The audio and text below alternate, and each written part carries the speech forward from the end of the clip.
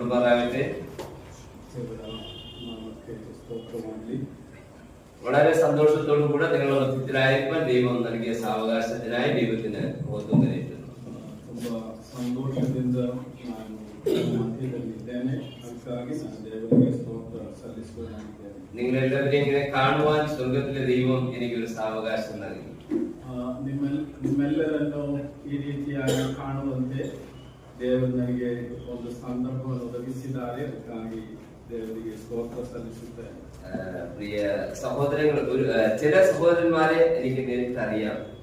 ಕೆಲವು സഹോദരരನ್ನು ನೇರವಾಗಿ ನಾನು ಭೇಟಿ ಆಗಿದ್ದೇನೆ. പല മീറ്റിങ്ങുകളിലെ ആ പ്രിയപ്പെട്ടവർ കടന്നു വരാനും കാണുവാനും പരിചയപ്പെടുവാനും ഇടയായിട്ടുണ്ട്. ಕೆಲವು ಮೀಟಿಂಗ್ಗಳಲ್ಲಿ ಅವರು ಬಂದು ಅವರನ್ನು ಪರಿಚಯ ಮಾಡಿಕೊಳ್ಳಲಿಕ್ಕೆ ದೇವರು ಸಹಾಯ ಮಾಡಿದನು.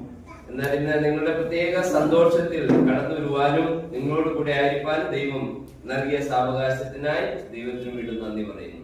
ಈ ದಿನ ನಿಮ್ಮ ಪ್ರತ್ಯೇಕವಾದಂತ ಈ ಸಂತೋಷ ದಿನದಲ್ಲಿ ನಿಮ್ಮ ಜೊತೆಯಲ್ಲಿ ಇರಲಿಕ್ಕಾಗುವಂತೆ ದೇವರು ನನ್ನನ್ನು ಸಹಾಯಿಸಿದ್ದಾರೆ. ಅದಕ್ಕೆ ದೇವರಿಗೆ ಸ್ತೋತ್ರ ಸಲ್ಲಿಸುವುದಾಗಿದೆ. ഒരു ചെറിയ പരിചയപ്പെടുത്തൽ നടത്താനായിട്ട് ആഗ്രഹിക്കുകയാണ്. ನಾನೀಗ ನನ್ನ ಕುರಿತಾಗಿ സംക്ഷിപ്തമായി പരിചയം ಮಾಡಿಕೊಳ್ಳಲಿಕ್ಕೆ ഇഷ്ടപ്പെടുತ್ತೇನೆ. കേരളത്തിൽ ക്രാരിയേരി എന്ന സ്ഥലത്ത് ഞാൻ ജനിച്ചു വളർത്തപ്പെട്ടു. കേരളದಲ್ಲಿ ക്രാരിയേരി ಎಂಬ ಸ್ಥಳದಲ್ಲಿ ನಾನು ಜನಿಸಿ ಬೆಳೆದೆ. എന്റെ 13ാമത്തെ വയസ്സിൽ കർത്താവിനെ രക്ഷിതാവും കർത്താവുമായി സ്വീകരിച്ചു. ನಾನು 13 ವಯಸ್ಸಿನವನಾದಾಗ ಕರ್ತನಾದ ಯೇಸು ಕ್ರಿಸ್ತನನ್ನು രക്ഷകനായി സ്വീകാരം ಮಾಡಿಕೊಂಡೆ. 15ാമത്തെ വയസ്സിൽ കർത്താവിനെ ജലത്തിൽ സാക്ഷിച്ചു. 17ನೇ ವರ್ಷದಲ್ಲಿ ನಾನು കർത്തനನ್ನು ദീക്ഷാസ്നാനದ മുഖാന്തരವಾಗಿ സാക്ഷിಗೆ വേദപഠന താല്പര്യത്തിൽ ഹിന്ദുസ്ഥാൻ ബൈബിൾ ഇൻസ്റ്റിറ്റ്യൂട്ട് ആൻഡ് കോളേജിൽ 1985 മുതൽ 88 വരെ പഠിപ്പാനിടയായി. 3 ವರ್ಷಗಳ ಕಾಲ ಹಿಂದೂಸ್ತಾನ್ ಬೈಬಲ್ ಕಾಲೇಜಲ್ಲಿ ನಾನು ದೇವಶಾಸ್ತ್ರವನ್ನು ಓದಿದೆ. 1989 go to the remotest part of India for the gospel എന്ന ഒരു ഭാരം ദൈവം എനിക്ക് നൽകിയപ്പോൾ ഇന്ത്യയുടെ ഏറ്റവും തെക്കേ അറ്റമായ ഗ്രേറ്റ് നിക്കോബാർ ദ്വീപിൽ കർത്താവിന് വേണ്ടി പോകുവാനായിട്ടിടയായി. ಕರ್ತನ ಸೇವೆಗಾಗಿ ಯಾರು ಹೋಗದಂತ ಒಂದು ಸ್ಥಳಕ್ಕೆ ಹೋಗು ಎಂಬುದಾಗಿ ನನಗೆ ಕರೆ ಬಂದಾಗ ನಾನು ದಕ್ಷಿಣ ಪ್ರಾಂತವಾದಂತ ഗ്രേറ്റ് നിക്കോബാർ എന്ന സ്ഥലಕ್ಕೆ ನಾನು ಹೋದೆ. ഇന്തോനേഷ്യയിൽ നിന്ന് 80 മൈൽ ദൂരത്തിൽ കിടക്കുന്ന ഒരു ദ്വീപാണ്.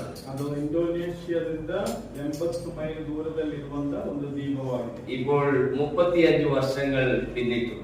ಈಗ 35 ವರ್ಷಗಳು ದಾಟಿ ಹೋಗಿದೆ.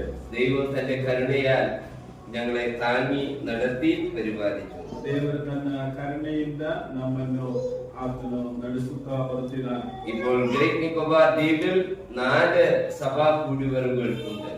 ಈಗ ಗ್ರೇಟ್ ನಿಕೋಬಾರ್ ദ്വീപದಲ್ಲಿ 4 സഭകളിದೆ. വീണ്ടും ആൻഡമാൻ ദ്വീപിലേക്ക് വരാനായിട്ട് ദൈവം പ്രേരണ നൽകി. ಅದಕ್ಕೆ ನಂತರ ആൻഡമാൻ ദ്വീപಕ್ಕೆ ಬರುವಂತೆ ಕರ್ತನು ಸಹಾಯಿಸಿದರು. ഈ ആൻഡമാൻ നിക്കോബാർ ഒരുമിച്ചാണ് പറയുന്നെങ്കിൽ ഈ ദ്വീപുകൾ തമ്മിൽ 4 ദിവസത്തെ യാത്ര ദൂരമുണ്ട്. ಇದು ಒಟ್ಟಿಗೆ ಹೇಳಿದರು ಆಂಡಮಾನ್ ಮತ್ತು ನಿಕೋಬಾರ್ ಐಲ್ಯಾಂಡ್ ಅದು ಒಟ್ಟಾಗಿ ಹೇಳಿದರು ತುಂಬಾ ദൂരದಲ್ಲಿರುವಂತ 2 സ്ഥലങ്ങളാണ്. ഇപ്പോൾ ആൻഡമാൻ ദ്വീപുകളിൽ 2 സ്ഥലസഭകളെ കർത്താവിൽ കൃപയാൽ നടത്തി വരുന്നു. ಈಗ ആൻഡമാനിൽ ನಮಗೆ 2 സഭകളിದೆ. അവിടെ 7 ദൈവദാസന്മാരും 10 സഭകളും നമ്മുടെ വേർപാട് വിശ്വാസത്തിലുണ്ട്. ಅಲ್ಲಿ 7 സഭകളും ಮತ್ತು 10 ದೇವರ ಸೇವಕರು ಸೇವೆ ಮಾಡುತ್ತಿದ್ದಾರೆ. വളരെ പ്രായാധിക്യത്തിലായിരിക്കുന്ന ജോസഫ് അങ്കിളിനെ നിങ്ങൾ പ്രാർത്ഥനയിൽ ഓർക്കണം. ಅಲ್ಲಿ ವಯಸ್ಸಾದವರಾದ ದೇವರ ಸೇವಕರಾದ ജോസഫ് ಅವರನ್ನು ನಿಮ್ಮ ಪ್ರಾರ್ಥನೆಯಲ್ಲಿ ನೆನಪು ಮಾಡಿ. 1968 ആൻഡമാൻസിലേക്ക് പൈനിയറായിട്ട് കടന്നുപോയ ദൈവദാസനാണ്. ಆತನು 1962ನೇ ಇಸ್ವಿಯಲ್ಲಿ ಮೊದಲನೇ ಬಾರಿಗಾಗಿ ಅಂಡಮಾನಿಗೆ ಹೋದಂತ ದೇವರ ಸೇವಕರಾಗಿದ್ದಾರೆ. 1989 നിക്കോബാറിലേക്ക് പൈനിയറായിട്ട് ദൈവം ഞങ്ങളെ അയച്ചു. 89ರಲ್ಲಿ ಕರ್ತನು ನಮ್ಮನ್ನು ಮೊದಲನೇ ಬಾರಿ ಅಂಡಮಾನ್ ദ്വീപിಗೆ ಕಳಿಸಿದರು. അതുകൊണ്ട് നിങ്ങളുടെ പ്രാർത്ഥനയെ ഞങ്ങൾ ഓർക്കണം എന്ന് ഓർപ്പിക്കുകയാണ്. ಆದ್ದರಿಂದ ನಿಮ್ಮ പ്രാർത്ഥನೆಗಳಲ್ಲಿ ನಮ್ಮನ್ನು ನೆನಪು ಮಾಡಿ. പ്രിയ സഹോദരൻ കേശവ് തന്റെ വിവാഹത്തോടുള്ള ബന്ധത്തിൽ ഞാൻ വരണമെന്ന് വളരെ ആഗ്രഹിച്ചു. ಕೇಶವ್ ಅವರು ಅವರ ವಿವಾಹದ ದಿನದಲ್ಲಿ ಇಲ್ಲಿ ಬರಬೇಕೆಂಬುದಾಗಿ ನನ್ನನ್ನು ಕೇಳಿಕೊಂಡರು. എനിക്ക് ആ സമയത്ത് വരാനായിട്ട് കഴിഞ്ഞില്ല. ಆದ್ರೆ ಆ ಸಮಯದಲ್ಲಿ ನನಗೆ ಬರ್ಲಿಕ್ಕೆ ಆಗಲಿಲ್ಲ. എന്നാൽ ഇന്ന് ഇങ്ങനെ ഒരു സന്ദർഭത്തിൽ വരുവാനായിട്ടിടയായതോർത്ത് ഞാൻ ദൈവത്തെ മുഖത്തുകൊടുക്കുകയാണ്. ಆದ್ರೆ ಈ ಒಂದು ಸಂದರ್ಭದಲ್ಲಿ ಹೀಗೆ ಬರ್ಲಿಕ್ಕೆ ಆಗುವಂತೆ ದೇವರು ನನ್ನನ್ನು ನಡೆಸಲಿಕ್ಕಾಗಿ ಆತನಿಗೆ ಸ್ತೋತ್ರ. ഈ ദിവസങ്ങളിലെ വചന ധ്യാനത്തിനായിട്ട് ആഗ്രഹിച്ച വേദഭാഗം തെസ്സലോനിക്ക ലേഖനമാണ്. ಈ ದಿನಗಳಲ್ಲಿ ನಮ್ಮ ಧ್ಯಾನಕ್ಕಾಗಿ ನಾನು ಆರಿಸಿಕೊಂಡಂತ ವೇದ ಭಾಗ തെസ്സലോനിക്ക പത്രികಯಿಂದ ಇದೆ. ഞാനൊരു പഠന മാതിരിയാണ് ഇതെടുക്കുവാനായിട്ട് ആഗ്രഹിക്കുന്നത്. ನಾನು ಈ പത്രികಯನ್ನು ಒಂದು ಅಧ್ಯಯನದ ರೂಪದಲ್ಲಿ ತೆಗೆದುಕೊಳ್ಳಲಿಕ್ಕೆ ಇಷ್ಟಪಡುತ್ತೇನೆ. ദൈവവചനം നൽകപ്പെട്ടിരിക്കുന്ന ആദ്യത്തെ 5 ബുക്ക്, പുതിയ നിയമത്തിലെ 5 ബുക്കുകൾ ചരിത്ര ഗ്രന്ഥമായിട്ടാണ്. ನಮ್ಗೆ ಗೊತ್ತಿದೆ, ಹೊಸ ಒಡಂಬಡಿಕೆಯ ಮೊದಲನೇ 5 പുസ്തകಗಳು ചരിത്രീಯ പുസ്തകങ്ങളാಗಿವೆ. വീണ്ടും ലേഖനങ്ങൾ തുടങ്ങുമ്പോൾ റോമർക്കെഴുതിയ ലേഖനത്തിൽ നിന്ന് യൂദയുടെ ലേഖനം വരെ ലേഖനങ്ങളായി നമുക്ക് കാണുവാനായിട്ട് കഴിയും. ರೋಮ ಪತ್ರಿಕೆಯಿಂದ ಯೂದನ പത്രികവರೆಗೂ ನಾವು പത്രികകളാಗಿ ನೋಡುತ್ತೇವೆ. വെളിപ്പാട് പുസ്തകം പ്രവാചക പുസ്തകമായിട്ട് കാണുവാനായിട്ട് കഴിയും. പ്രകടനീയ ഗ്രന്ഥ പ്രകടനീയ സംബന്ധ വിഷയമാണ്. ഈ ലേഖനങ്ങളിൽ പൗലോസിന്റെ ലേഖനങ്ങളും മറ്റ് ദൈവദാസന്മാരുടെ ലേഖനങ്ങളും കാണുവാനായിട്ട് കഴിയും. ಈ ಲೇಖನಗಳಲ್ಲಿ ನಾವು ಪೌಲನ ലേഖനಗಳು ಮತ್ತು ഇതര ലേഖനಗಳು ಕೂಡ ನೋಡುವುದಾಗಿದೆ. പൗലോസിന്റെ ലേഖനങ്ങളെ വീണ്ടും ഇങ്ങനെ നമുക്ക് മനസ്സിലാക്കുവാനായിട്ട് കഴിയും. പൗലന പത്രികಗಳನ್ನು ನಾವು ಮತ್ತೆ ಹೀಗೆ ಚಿಂತಿಸಬಹುದು. പൊതുവായ ലേഖനങ്ങൾ, പൊതുവാದಂತ പത്രികಗಳು, കാരാഗ്രഹ ലേഖനങ്ങൾ ಮತ್ತು ಸೆರೆಮನೆಯ ಪತ್ರಿಕೆಗಳು, ഇടയ ലേഖനങ്ങൾ, ಮತ್ತು ಸಭಾ ಪಾಲಕರ ಪತ್ರಿಕೆಗಳು, ಜನರಲ್ ಎಪಿಸಲ್ಸ್, ಪ್ರಿಸನ್ ಎಪಿಸಲ್ಸ್ ಅಂಡ್ ಪಾಸ್ಟರಲ್ ಎಪಿಸಲ್ಸ್. പൊതുവാದಂತ ಪತ್ರಿಕೆಗಳು ಮತ್ತು ಸೆರೆಮನೆಯ പത്രികಗಳು ಮತ್ತು സഭാ പാലകರಿಗೆ ಬರೆದಂತ പത്രികಗಳು. മൊത്തം ലേഖനങ്ങൾ എടുത്ത് പഠിക്കുമ്പോൾ യാക്കോബിന്റെ ലേഖനമാണ് ആദ്യം എഴുതിയ ലേഖനം. ಆ ಎಲ್ಲಾ ಪತ್ರಿಕೆಗಳಲ್ಲಿ ನೋಡುವಾಗ പത്രികಗಳಲ್ಲಿ ಮೊದಲನೇದಾಗಿ ಬರೆದದ್ದು ಯಾಕೋಬನ പത്രിಕೆ. എന്നാൽ പൗലോസിന്റെ ലേഖനങ്ങൾ എടുക്കുമ്പോൾ തെസ്സലോനിക്ക ലേഖനങ്ങളും ഗലാത്യ ലേഖനവുമാണ് ആദ്യമായി എഴുതപ്പെട്ടതെന്ന് കാണുവാനായിട്ട് കഴിയും. പൗലನ പത്രികಗಳ ಕುರಿತಾಗಿ ಚಿಂತಿಸುವಾಗ തെസ്സലോനിക്കದವರಿಗೆ ಬರೆದಂತ ಪತ್ರಿಕೆ ಮತ್ತು ഗലാത്യದವರಿಗೆ ಬರೆದಂತ പത്രികಗಳು ಮೊದಲನೇದಾಗಿ ಬರೆದಂತ പത്രികಗಳು. എന്നാൽ പരിശുദ്ധാത്മാവ് ലേഖനങ്ങളെ വേദപുസ്തകത്തിൽ അടുക്കും ചിട്ടയുമായിട്ട് തന്നതുകൊണ്ട് ലേഖനങ്ങളുടെ ആരംഭത്തിൽ റോമാലേഖനം പരാമർശിക്കപ്പെട്ടിരിക്കുകയാണ്. ಅದು ದೇವರ ಪವಿತ್ರಾತ್ಮನು ನಮಗೆ ಇದನ್ನು ಕ್ರಮಪಡಿಸಿ ತಂದಾಗ ಸತ್ಯವೇದದಲ್ಲಿ ಮೊದಲನೇದಾಗಿ ರೋಮ ಪತ್ರಿಕೆ ಬಂದಿರುವುದಾಗಿ ನಾವು ನೋಡುತ್ತೇವೆ. നമുക്കറിയാം, അപ്പോസ്തലപ്രവൃത്തി 2-ാം അധ്യായം അതിന്റെ 41-42 വാക്യങ്ങൾ വായിക്കുമ്പോൾ ಅಪೊಸ್ತಲ ಕೃತ್ಯಗಳು 2ನೇ ಅಧ್ಯಾಯದ 41-42 ವಾಕ್ಯಗಳನ್ನು ನಾವು ಓದುವಾಗ അവിടെ 7 പടികൾ ക്രിസ്തീയ വിശ്വാസത്തിന്റെ കാണുവാനായിട്ട് കഴിയും. ಅಲ್ಲಿ ನಾವು ಕ್ರೈಸ್ತ ನಂಬಿಕೆಯ 7 ಹಂತಗಳನ್ನು ನೋಡುತ್ತೇವೆ. 1 രക്ഷ, ಮೊದಲನೇದಾಗಿ ರಕ್ಷಣೆ, 2 ಸ್ನಾനം, 2ನೇದಾಗಿ ದೀಕ್ಷಾ ಸ್ನಾನ, 3 വേർപാട്, 3ನೇದಾಗಿ ಪ್ರತ್ಯೇಕತೆ, 4 ബൈബിൾ സ്റ്റഡി, 4ನೇದು ಸತ್ಯವೇದದ, 5 കൂട്ടായ്മ, 5ನೇದಾಗಿ ಅನ್ಯೋನ್ಯತೆ, 6 കർത്തൃമേശ, 6ನೇದಾಗಿ ಕರ್ತನ ಮೇಜು, 7 പ്രാർത്ഥന, 7ನೇದಾಗಿ ಪ್ರಾರ್ಥನೆ. അപ്പൊ രക്ഷയിൽ നിന്ന് ആരംഭിച്ച് ക്രിസ്തീയ ജീവിതത്തിന്റെ ഔന്നത്യത്തിലേക്ക് പ്രവേശിക്കുവാനായിട്ട് ദൈവം വളരെ വ്യക്തമായിട്ട് നൽകിയിരിക്കുന്ന ചവിട്ടുപടികളിലൂടെയാണ് ഒരു ക്രിസ്തീയ വിശ്വാസി മുൻപോട്ട് പോകുന്നത്.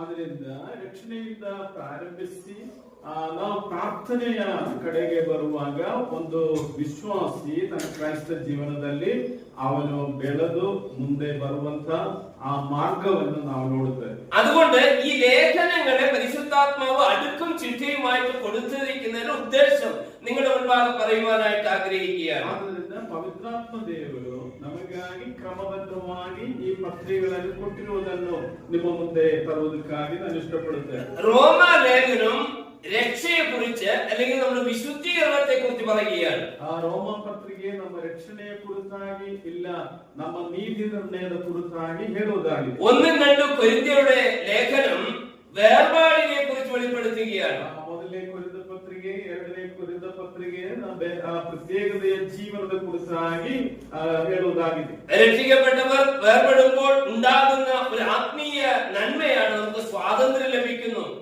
ನಾವು ರಕ್ಷಣೆ ಹೊಂದುವಾಗ ನಮಗೆ ಸಿಕ್ಕುವಂತ ಆತ್ಮೀಯವಾದ ಪ್ರಯೋಜನವೇನೆಂದರೆ ನಮಗೆ ಆ ಸ್ವಾತಂತ್ರ್ಯ ಸಿಕ್ಕುತ್ತದೆ. അത് ഗലാത്യ ലേഖനത്തിൽ കാണുവാനായിട്ട് കഴിയും. ಅದು ನಾವು ಗಲಾತ್ಯ ಪತ್ರಿಕೆಯಲ್ಲಿ ನೋಡುತ್ತೇವೆ. സ്വാതന്ത്ര്യം പ്രാപിച്ച നമുക്ക് ദൈവം ഒരു പദവി നൽകിയിരിക്കുകയാണ്. അത് എഫേസ്യ ലേഖനത്തിൽ പറയുകയാണ്. ಸ್ವಾತಂತ್ರ್ಯ ದೊರಕಿದ ನಮಗೆ ಒಂದು ಸ್ಥಾನವನ್ನು ಕೊಟ್ಟಿದೆ. ಅದು ನಾವು ಎಫೆಸ ಪತ್ರಿಕೆಯಲ್ಲಿ നമ്മെ സ്വർഗീയ സ്ഥാനത്ത് ഇരുത്തിയിരിക്കുകയാണ്. ನಮ್ಮನ್ನು ಸ್ವರ್ಗದಲ್ಲಿ ಪರಲೋಕದಲ್ಲಿ ಇರಿಸಿದ್ದಾರೆ. അങ്ങനെയുള്ള പ്രിയപ്പെട്ടവർക്ക് ഒരു വലിയ സന്തോഷം എന്ന അനുഗ്രഹമുണ്ട്. അത് ഫിലിപ്പിയ ലേഖനത്തിൽ പറയുകയാണ്. ಅಂಥವರಿಗೆ ಸಂತೋಷದ ಇನ್ನೊಂದು ಆಶೀರ್ವಾದವಿದೆ. ಅದು ಫಿಲಿಪ್ಪಿ ಪತ್ರಿಕೆಯಲ್ಲಿ ನಾವು ಓದುವರಾಗಿದ್ದೇವೆ. കൊലോസ്യ ലേഖനത്തിലേക്ക് വരുമ്പോൾ നമുക്കൊരു അവകാശം ദൈവം നൽകിയാണ്. ಕೊಲೋಸ ಪತ್ರಿಕೆಗೆ ನಾವು ಬರುವಾಗ ನಮಗೆ ಒಂದು ಅವಕಾಶವನ್ನು ಆತನು ಕೊಟ್ಟಿದ್ದಾನೆ. 1-2 തെസ്സലോനിക്കയുടെ ലേഖനങ്ങളിൽ നമുക്കൊരു പ്രത്യാശ ഉണ്ടെന്ന് പറയുകയാണ്. ಮೊದಲನೇ ತೆಸಲೋನಿಕ ಪತ್ರಿಕೆ ಮತ್ತು ಎರಡನೇ ತೆಸಲೋನಿಕ ಪತ್ರಿಕೆಯಲ್ಲಿ ನಮಗೊಂದು ನಿರೀಕ್ಷೆ ಇದೆ ಎಂಬುದಾಗಿ ನಾವು ನೋಡುತ್ತೇವೆ. 1-2 തിമോഥെയോസിന്റെ ലേഖനങ്ങളും തീത്തോസിന്റെ ലേഖനത്തിലും നമുക്കൊരു പ്രമാണം ഉണ്ടെന്ന് പറയുകയാണ്. ಮೊದಲನೇ ತಿಮೋಥೆಯನ ಪತ್ರಿಕೆ, ಎರಡನೇ ತಿಮೋಥೆಯನ ಪತ್ರಿಕೆ, ತೀತನ ಪತ್ರಿಕೆಯಲ್ಲಿ ನಮಗೆ ಒಂದು ನಿಯಮವಿದೆ ಎಂಬುದಾಗಿ ನಾವು ನೋಡುತ್ತೇವೆ. അങ്ങനെ പ്രമാണമുള്ളവർ പ്രമാണങ്ങൾ പാലിക്കുമ്പോൾ പ്രയോജനമുള്ളവരാണ് എന്ന് ഫിലോമോന്റെ ലേഖനത്തിൽ പറയുകയാണ്. ನಾವು ಹಾಗೆ ನಿಯಮಗಳನ್ನು ಅನುಸರಿಸುವಾಗ ನಮಗೆ ಒಂದು ಆಶೀರ್ವಾದವಿದೆ ಎಂಬುದಾಗಿ ಫಿಲೋಮೋನ ಪತ್ರಿಕೆಯಲ್ಲಿ ನಾವು ಓದುತ್ತೇವೆ.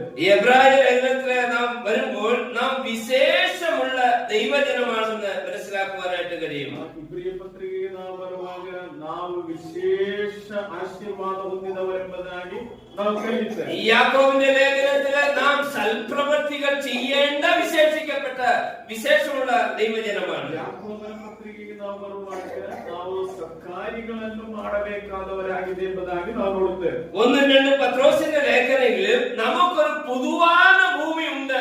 അതുകൊണ്ട് പ്രത്യാശയോടെ ജീവിക്കുന്നവരാണ്. നമ്മുടെ പൗരത്വമോ സ്വർഗത്തിലാകുന്നു. ನಾವು ಪೇತ್ರನ ಪತ್ರಿಕೆಗೆ ಬರುವಾಗ ನಮಗೆ ಒಂದು ನೂತನ ಭೂಮಿ ಮತ್ತು ನೂತನ ಸ್ವರ್ಗ ದೇವರು ಆಕಾಶವನ್ನು ದೇವರು ವಾಗ್ದಾನ ಮಾಡಿದ್ದಾನೆ.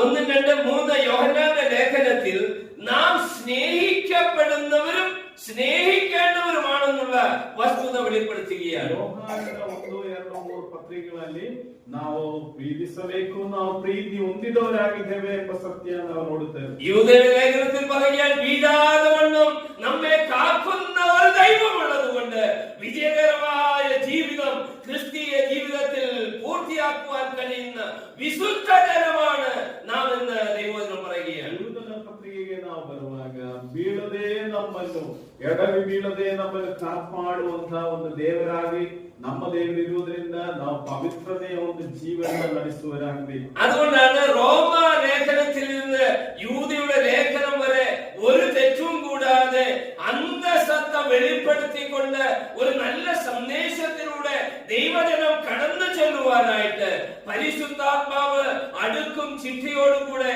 ഈ ലേഖനങ്ങളെ നമുക്ക് നൽകിയിരിക്കുന്നത്. ರೋಮ ಪತ್ರಿಕೆಯಿಂದ ಯೂದನ ಪತ್ರಿಕೆವರೆಗೂ ನಾವು ಕ್ರಮಬದ್ಧವಾಗಿ ನಮ್ಮ ಕ್ರೈಸ್ತ ಜೀವನದಲ್ಲಿ ಹೇಗೆ ಮುಂದುವರಿಯಬಹುದು ಅದನ್ನು പവിത്രാത്മ ദേവൻ നಮಗೆ ഈ രീതിയായി ക്രമപ്പെടുത്തിക്കൊണ്ടിದ್ದಾರೆ. 1 തെസ്സലോനിക്ക 2 തെസ്സലോനിക്ക നമ്മുടെ പ്രത്യാശയെ കുറിച്ചാണ് പറയുന്നത്. ಮೊದಲನೇ ತೆಸಲೋನಿಕ ಪತ್ರಿಕೆ ಮತ್ತು ಎರಡನೇ ತೆಸಲೋನಿಕ പത്രികಯಲ್ಲಿ ನಮ್ಮ ನಿರೀಕ್ಷೆಯ ಬಗ್ಗೆ ನಾವು ಓದುತ್ತೇವೆ. നമുക്കറിയാം തെസ്സലോനിക്ക സഭയെ കുറിച്ച് അപ്പോസ്തല പ്രവൃത്തികൾ അതിന്റെ 16-ാം അധ്യായത്തിൽ കാണുവാനായിട്ട് കഴിയും. ಈ ತೆಸಲೋನಿಕ ಸಭೆಯ ಕುರಿತಾಗಿ ನಾವು ಅಪೊಸ್ತಲ ಕೃತ್ಯಗಳ 16ನೇ അധ്യായದಲ್ಲಿ ഓതുവരാಗಿದ್ದೇವೆ. നമുക്കറിയാം കർത്താവ് തന്റെ വചനം എസ്റ്റാബ്ലിഷ് ചെയ്തത് അപ്പോസ്തല പ്രവൃത്തികളിലൂടെ കാണുവാനായിട്ട് കഴിയും. ದೇವರು ತನ್ನ ಸಭೆಯನ್ನು ಹೇಗೆ സ്ഥാപിಸಿದನೆಂಬುದನ್ನು ನಾವು ಅಪೊಸ್ತಲ ಕೃತ್ಯಗಳಿಂದ ನೋಡುವರಾಗಿದ್ದೇವೆ. 1-ാം അധ്യായം 8-ാം വാക്യം ഇങ്ങനെ വായിക്കുന്നു. ಮೊದಲನೇ ಅಧ್ಯಾಯದ 8ನೇ ವಾಕ್ಯದಲ್ಲಿ ನಾವು പരിശുദ്ധാത്മാവ് നിങ്ങളുടെ മേൽ വരുമ്പോൾ നിങ്ങൾ ശക്തി ലഭിച്ചിട്ട് യെരൂശലേമിലും യഹൂദയിലും ശമരിയിലും ലോകത്തിന്റെ എല്ലായിടത്തും എന്റെ സാക്ഷികളാകും. ಪವಿತ್ರಾತ್ಮನ ಶಕ್ತಿ ನೀವು ಹೊಂದಿದ ಮೇಲೆ ನೀವು ಯಹೂದದಲ್ಲಿಯೂ ಸಮಾರ್ಯದಲ್ಲಿಯೂ ലോകದ കടവരെയും ನನ್ನ സാക്ഷികളാകുവിರಿ. 1-ാം അധ്യായം തൊട്ട് 7-ാം അധ്യായം വരെ യെരൂശലേമിൽ ദൈവത്തിന്റെ അത്ഭുതമായ പ്രവൃത്തി വെളിപ്പെടുത്തുകയാണ്. യെരൂശലേമിൽ ಮೊದಲನೇದಾಗಿ ದೇವರ അത്ഭുതകരമാകുന്ന കാര്യങ്ങൾ ನಡೆಸಿದರು. 8-ാം അധ്യായത്തിന്റെ 1 മുതൽ 4 വരെയുള്ള വാക്യങ്ങൾ ദൈവത്തിന്റെ പ്രവൃത്തി യഹൂദയിൽ എങ്ങനെ നടന്നു വെളിപ്പെടുത്തുകയാണ്. 8ನೇ അധ്യായದಲ್ಲಿ ಆ യഹൂദായದಲ್ಲಿ ಹೇಗೆ ದೇವರ ಕಾರ್ಯ ನಡೆದಿತ್ತು ಎಂಬುದಾಗಿ ನೋಡುತ್ತೇವೆ. 8-ാം അധ്യായത്തിന്റെ 5 മുതൽ അതിന്റെ ഒടുവിലത്തെ വാക്യം വരെ ശമരിയിൽ ദൈവത്തിന്റെ വചനം എങ്ങനെ എസ്റ്റാബ്ലിഷ് ആയി സ്ഥിരമായി സ്ഥാപിക്കപ്പെട്ടു എന്ന് വെളിപ്പെടുത്തുകയാണ്. 8ನೇ ಅಧ್ಯಾಯದ 5ನೇ ವಾಕ್ಯದಿಂದ ಸಮಾಜದಲ್ಲಿ ಹೇಗೆ ದೇವರ ವಾಕ್ಯ ಅಥವಾ സുവാർത്തെ തലപ്പിച്ചു എന്നതായി നാം നോടുತ್ತೇವೆ. 9-ാം അധ്യായത്തിലേക്ക് ഒരു പ്രത്യേക ട്വിസ്റ്റ് വരികയാണ്. 9ನೇ അധ്യായಕ್ಕೆ ನಾವು ಬರುವಾಗ ಒಂದು ತಿರುವನ್ನು ലോകത്തിന്റെ അറ്റത്തോളം കടന്നു ചെല്ലുവാൻ വേണ്ടി ആ ലോകದ കട്ടക്കಡೆಯವರೆಗೂ ಹೋಗುವುದಕ್ಕೆ ദൈവം ഒരു മനുഷ്യനെ എഴുന്നേൽപ്പിച്ചു. ದೇವರೊಬ್ಬ ಮನುಷ್ಯನನ್ನು ಎಬ್ಬಿಸಿದನು. ഞാൻ ജാതികളുടെ ഇടയിൽ നിന്നെ അപ്പോസ്തലനായി നിയമിച്ചിരിക്കുന്നെന്ന് കർത്താവ് പൗലോസിനോട് പറയുകയാണ്. ನಾನು ಅನ್ಯರ ಮಧ್ಯದಲ್ಲಿ ಅಪೊಸ್ತಲನಾಗಿ ನಿನ್ನನ್ನು ನೇಮಿಸಿದ್ದೇನೆ ಎಂಬುದಾಗಿ ಕರ್ತನಾದ ಯೇಸು ಕ್ರಿಸ್ತನು ಹೇಳುತ್ತಿದೆ. 9-ാം അധ്യായം തൊട്ട് 28-ാം അധ്യായം വരെ ദൈവത്തിന്റെ പ്രവർത്തനം ജാതികളുടെ ഇടയിൽ uttermost parts of the world. 9ನೇ ಅಧ್ಯಾಯದಿಂದ 28ನೇ ಅಧ್ಯಾಯದವರೆಗೆ ಕಟ್ಟಕಡೆಯವರೆಗೆ ಅನ್ಯರ ಮಧ್ಯದಲ್ಲಿ ಸುವಾರ್ತೆ ಹೇಗೆ ಹೋಗಿತ್ತು ಎಂಬುದಾಗಿ ನಾವು ನೋಡುವರಾಗಿದ್ದೇವೆ. ഈ കാര്യം ചെയ്യാനായിട്ട് പൗലോസ് തുനിഞ്ഞപ്പോൾ അത്ര ഈസി ആയിരുന്നില്ല. ಈ ಕಾರ್ಯ ಮಾಡಲಿಕ್ಕೆ ಅಪೊಸ್ತಲನಾದ ಪೌಲನು ಹೋದಾಗ ಅಷ್ಟು ಸರಳವಾಗಿರಲಿಲ್ಲ. പോകുവാൻ പറയാൻ എളുപ്പമുണ്ട്. ಹೋಗು ಎಂಬುದಾಗಿ ಹೇಳಲಿಕ್ಕೆ ಅದು ಸುಲಭವಾದ ಕಾರ್ಯ. പോയവരെ കുറിച്ച് വിമർശനവും അവർക്ക് അനുകൂലവും പ്രതികൂലവുമായി സംസാരിക്കാൻ എളുപ്പമുണ്ട്. ಹೋದವರ ಕುರಿತಾಗಿ ಅನುಕೂಲವಾಗಿಯೂ ಅನಾನುಕೂಲವಾಗಿ ಹೇಳಲಿಕ್ಕೆ സാധ്യ. പക്ഷേ പോകുന്നിടത്ത് ലഭിക്കുന്ന ആ അനുഭവങ്ങളെ അഭിമുഖീകരിച്ചവർക്ക് മാത്രമേ പൗലോസ് കടന്നുപോയ ജീവിത പാതകളുടെ വേദന മനസ്സിലാക്കുവാനായിട്ട് കഴിയുള്ളൂ. ಹೋಗಿ ಕಾರ್ಯಗಳನ್ನು ಮಾಡಿದವರಿಗೆ ಮಾತ್ರ ಪೌಲನು ಅನುಭವಿಸಿದಂತ ಆ ಕಷ್ಟಗಳ ಕುರಿತಾಗಿ ನಿಜವಾಗಿ ತಿಳ್ಕೊಳ್ಳಲಿಕ್ಕೆ ಸಾಧ್ಯ. എന്റെ വീട് വിട്ട് ഞാൻ ഇറങ്ങി തിരിച്ചപ്പോൾ ನಾನು ನನ್ನ ಮನೆಯನ್ನು ಬಿಟ್ಟು ಕರ್ತನ ಸೇವೆಗಾಗಿ ಹೋದಾಗ 23-ാമത്തെ വയസ്സ്, ನನಗೆ ಅವಾಗ 23 ವಯಸ್ಸು. ഏകദേശം 20-25 ദിവസം യാത്ര ചെയ്താൽ മാത്രം ചെന്നെത്തുവാൻ കഴിയുന്ന റിമോട്ടസ്റ്റ് ദ്വീപ്. ನಾನು 23 ದಿವಸಗಳ ಪ್ರಯಾಣ ಮಾಡಿದ್ರೆ ಮಾತ್ರ ಹೋಗಿ ಸೇರ್ಲಿಕ್ಕೆ ಆಗುವಂತ ಒಂದು ದ್ವೀಪಕ್ಕೆ ಹೋದೆ. എന്നെ വളരെ സ്നേഹിക്കുന്ന എന്റെ ഗ്രാൻഡ് മദർ അന്ന് ജീവിച്ചിരിപ്പുണ്ട്. ನನ್ನ ಅಜ್ಜಿ ನನ್ನನ್ನು ಹೆಚ್ಚಾಗಿ ಪ್ರೀತಿಸುವರಾಗಿದ್ದಾರೆ. ಈಗಲೂ ಅವರು ಬದುಕಿದ್ದಾರೆ. ഈ വിഷയം ഞാൻ എന്റെ വീട്ടിൽ പറഞ്ഞപ്പോൾ ನಾನು ಈ ವಿಷಯ ಅವರಿಗೆ ತಿಳಿಸಿದಾಗ എനിക്ക് ഒരേ ഒരു ബ്രദർ ഉള്ളൂ. എനിക്ക് എന്റെ അപ്പച്ചൻ 5 വയസ്സിൽ മരിച്ചു. എന്റെ അമ്മ മാത്രമേ ഉള്ളൂ. അവരെല്ലാം എന്നെ ഈ വിഷയത്തിൽ റീച്ചബിൾ ഏരിയയില് ഇരുന്നാൽ ഒരു അത്യാവശ്യം വന്നാൽ കാണാമല്ലോ മോനെ എന്ന് പറയുകയുണ്ടായി. ನನ್ನ ತಾಯಿ ನನ್ನ ತಂದೆ ತೀರೋದ್ರು, ತಾಯಿ ಬದುಕಿದ್ದಾರೆ. ನನ್ನ ಅಜ್ಜಿ ಈಗಲೂ ಬದುಕಿದ್ದಾರೆ. ഞാൻ ഒരു വാക്ക് അവരോട് ഇങ്ങനെ പറഞ്ഞു. ನಾನು ಹೀಗೆ ಅವರಿಗೆ ಹೇಳಿದೆ, ദൈവം പോകാൻ പറഞ്ഞു. ದೇವರು ನನಗೆ ಹೋಗು ಎಂಬುದಾಗಿ ಹೇಳಿದರು. പോകുന്നു. ನಾನೀಗ ദൈവം അനുവദിച്ചാൽ വന്ന് കാണും. ದೇವರ ಅನುಮತಿ ಕೊಡುವುದಾದ್ರೆ ನಾನು ಬಂದು ನೋಡುತ್ತೇನೆ. ഇല്ലെങ്കിൽ പരലോകത്തിൽ കാണും. ಇಲ್ಲದಿದ್ದರೆ ನಾವು ಪರಲೋಕದಲ್ಲಿ ನೋಡುತ್ತೇವೆ. ഒരു അത്യാവശ്യമുണ്ടായാൽ വന്നെത്തുവാൻ കഴിയുന്ന ഒരു സ്ഥലമല്ല. ನನಗೆ ಏನಾದರೂ ಬೇಗನೆ ಬರಬೇಕಂದ್ರೆ ಬರಲಿಕ್ಕೆ ಆಗುವಂತ ಒಂದು ಸ್ಥಳವಲ್ಲ. മാസത്തിൽ ഒരിക്കൽ വരുന്ന ഒരു കപ്പൽ മാത്രമേ ആ ദ്വീപിൽ ഞങ്ങൾക്ക് ആശ്വാസമായിട്ടുള്ളൂ. ತಿಂಗಳಿಗೆ ಒಮ್ಮೆ ಮಾತ್ರ ಬರುವಂತ ಒಂದು ಹಡಗು ಮಾತ್ರ ನಮಗೆ ಪ್ರಯಾಣ ಮಾಡಲಿಕ್ಕೆ. ആ കപ്പലിലാണ് ടെലഗ്രാം വരെ വരുന്നത്. ಆ ಹಡಗಿನ ಮುಖಾಂತರವಾಗಿ ಮಾತ್ರವೇ ನಮಗೆ ಟೆಲಿಗ್ರಾಮ್ ಕೂಡ ಸಿಕ್ತಿತ್ತು. പ്രിയപ്പെട്ടവർ മരിച്ചാൽ അവരെ കുറിച്ചുള്ള ലെറ്റർ കരങ്ങളിൽ എത്തുമ്പോൾ 20-25 ദിവസങ്ങൾ കഴിയും. ನಮ್ಮ ಸಂಬಂಧಿಗರು ಯಾರಾದರೂ ಗತಿಸಿ ಹೋದರೆ ಅವರ ಕುರಿತಾಗಿ ನಾವು ತಿಳ್ಕೊಳ್ಳಬೇಕಾದ್ರೆ 20-23 ದಿನಗಳು ಬೇಕಾಗ್ತದೆ. ഒരു ത്യാഗത്തോടുകൂടി ആ നാടുകളിൽ ഇറങ്ങി പുറപ്പെടാൻ ദൈവം കൃപ ചെയ്തു. ಹಾಗೆ ಒಂದು ತ್ಯಾಗದಿಂದ ಸ್ಥಳಕ್ಕೆ ಹೋಗ್ಲಿಕ್ಕೆ ದೇವರು ನನಗೆ ಕೃಪೆ ಮಾಡಿ. നല്ലതിനും ദുഃഖവേളയിലും സന്തോഷവേളയിലും ഒന്നും പങ്കെടുത്തിട്ടില്ല. ನನ್ನ ಒಳ್ಳೆ ಕಾರ್ಯಗಳಲ್ಲಿ, മನೆಯಲ್ಲಿ ನಡೆಯುವಂತ ಒಳ್ಳೆ ಕಾರ್ಯಗಳಲ್ಲಿ സംബന്ധിಸಲಿಕ್ಕೆ ನನಗೆ സാധ്യമാಗಲಿಲ್ಲ. പ്രിയപ്പെട്ടവർക്ക് കഷ്ടങ്ങൾ ഉണ്ടായി ചിലർ വിട്ടുപോയി എന്ന് മരണപ്പെട്ടെന്ന് അറിയുമ്പോൾ ആ കത്ത് ലഭിക്കുമ്പോൾ ഗ്രേറ്റ് നിക്കോബാർ ദ്വീപിൽ മുട്ടുമടക്കി കർത്താവ് കർത്താവേ ഈ സന്ദേശമെങ്കിലും കയ്യിലെത്തിയല്ലോ എന്ന് പറഞ്ഞ് ദൈവത്തിന് മഹത്വം കൊടുക്കാറുണ്ടായിരുന്നു. ಸಂಬಂಧಿಕರು ಒಂದು ವೇಳೆ ತೀರಿ ಹೋಗುವಾಗ ಆ ವರ್ತಮಾನ ನನಗೆ ತಲುಪಿದರೆ ಅನೇಕ ದಿನಗಳ ನಂತರ ಅದು ಓದಿ ಹೀಗೆ ದೇವರೇ ಈಗ ಆ വർത്തമാനമാದರೂ തലപ്പിത്തല്ല ಹಾಗೆ ಹೇಳಿ ದೇವರಿಗೆ ಸ್ತೋತ್ರ ಮಾಡುತ್ತೀವಿ. പൗലോസിനെ ജാതികളുടെ അപ്പോസ്തലനായി തെരഞ്ഞെടുക്കുമ്പോൾ പൗലോസ് എടുത്ത തീരുമാനം പ്രത്യേക കേശവനോടുള്ള ബന്ധത്തിൽ ഈ സമയത്ത് ഓർപ്പിക്കുവാനായിട്ട് ആഗ്രഹിക്കുക. പൗലನು ಅನ್ಯರ ಬಳಿಯಲ್ಲಿ ಸ್ವಾರ್ಥ ಸೇವೆಗಾಗಿ ನೇಮಿಸಲ್ಪಟ್ಟಾಗ ಪೌಲನು ಹೇಳಿದಂತಹ ಒಂದು ಕಾರ್ಯ ಈಗ ಕೇಶವನಿಗೆ ತಿಳಿಸಲಿಕ್ಕೆ ಇಷ್ಟಪಡುತ್ತೇನೆ. ഗലാത്യ ലേഖനം 1-ാം അധ്യായം 15-ാം വാക്യം മുതൽ. ಗಲಾತ್ಯ ಪತ್ರಿಕೆ 1-ನೇ ಅಧ್ಯಾಯದ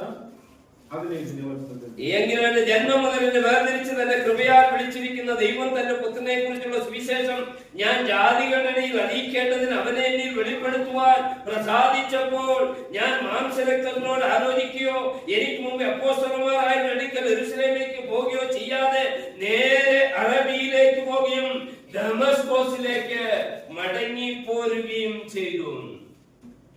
ಆದರೆ ನಾನು ತಾಯಿಯ ಗರ್ಭದಲ್ಲಿದ್ದಾಗಲೇ ನನ್ನನ್ನು ಪ್ರತ್ಯೇಕಿಸಿ ತನ್ನ ಕೃಪೆಯಿಂದ ಕರೆದ ದೇವರು ತನ್ನ ಮಗನನ್ನು ನಾನು ಅನ್ಯ ಜನರಲ್ಲಿ ಪ್ರಸಿದ್ಧಿಪಡಿಸುವವನಾಗಬೇಕೆಂದು ಆತನನ್ನು ನನ್ನೊಳಗೆ ಪ್ರಕಟಿಸುವುದಕ್ಕೆ ಇಚ್ಛಿಸಿದಾಗಲೇ ನಾನು ಮನುಷ್ಯರ ಆಲೋಚನೆಯನ್ನು ವಿಚಾರಿಸದೆ ಯೆರೂಸಲೇಮಿಗೆ ನನಗಿಂತ ಮುಂಚೆ ಅಪೊಸ್ತಲರಾಗಿದ್ದವರ ಬಳಿಗೂ ಹೋಗದೆ അരബസ്ഥാനಕ್ಕೆ ಹೋಗಿ തിരികെ ദമസ്കಕ್ಕೆ ಬಂದೆನು.